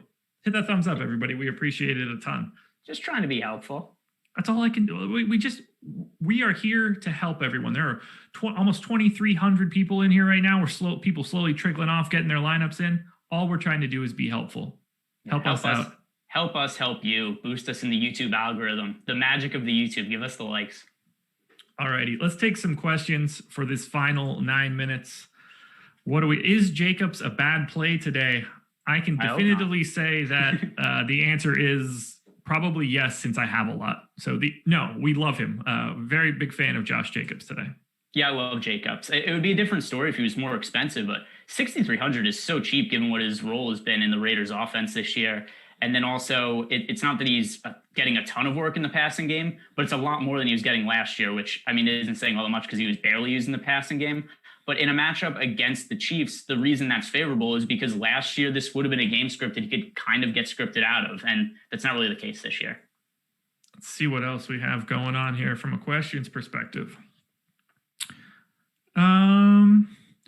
Do you like a Steelers-Eagles game stack with Ben, Juju, Ebron, and then running it back with Sanders? Feels like a sneaky potential shootout to me.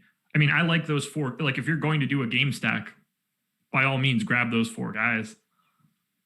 Yeah, I think mixing Ebron in there might be a little bit of overkill. I don't have any exposure to Ebron this week. It's not to say that he can't have a good game, but I'm also not going to recommend him when I don't have exposure to him. So I would say that it probably makes more sense to go Roethlisberger, Sanders, Juju, and then just go to one of the other tight ends that I actually really like this week, and Kittle, Kelsey, Waller, or Ingram. I don't have the Juju and Ebron piece, but it didn't make my cut, but I did generate a Roethlisberger, Ebron, Miles Sanders lineup. Ends up with DJ Moore and Odell Beckham and Mostert. Not the worst look in the world for a lineup that doesn't really have anybody at all going to it. All right, what else do we have here? Chenault or Randall Cobb in FanDuel cash? Oh my God. I know there's only 7 minutes left, but redo your entire lineup. Yeah, if that is what you're at, you need to make another switch somewhere. I'm almost like, unless one of those guys have a salary that is wrong and I just don't know it because I'm not playing on FanDuel today, I can't imagine either one of those guys are relevant in the cash game. All right, so Cobb is 5,100, Chenault is 5,300. So the question is, who around that price range then is preferable? Brandon Cooks is in there. I have exposure to him. I would not recommend him in a cash game, though. You're probably better off just going down to Zacchaeus at 4,800 and then spending up elsewhere. But I mean, that's not necessarily ideal for cash game getting exposure to those type of guys. But yeah, I think that Zacchaeus should have at least enough ownership in the cash game that he wouldn't necessarily kill you. Yeah. What? Whew. Yeah, that one's a tough one. That one's a tough one. Did we get to 1,000 yet? 978, guys. This has to happen in the next 6 minutes. 22 of you. There are 2,100 people here. I only need 22 of you to hit that thumbs up. We get to 1,000, I'll shut up about it. I'm going to shut up about it either way at 1 o'clock because the show's going to be over. But I'd like to shut up about it a little earlier. Smash that like button, guys. We're here for free for you guys. Mark my words, the Millie winner will have Ebron against Philly. Okay. I hope. I mean, it's. I'm not winning $1 million if that's the case. That's for sure. I mean, I also don't usually enter lineups into the Millie Maker because I think it's too top heavy. I think there's better tournaments to play.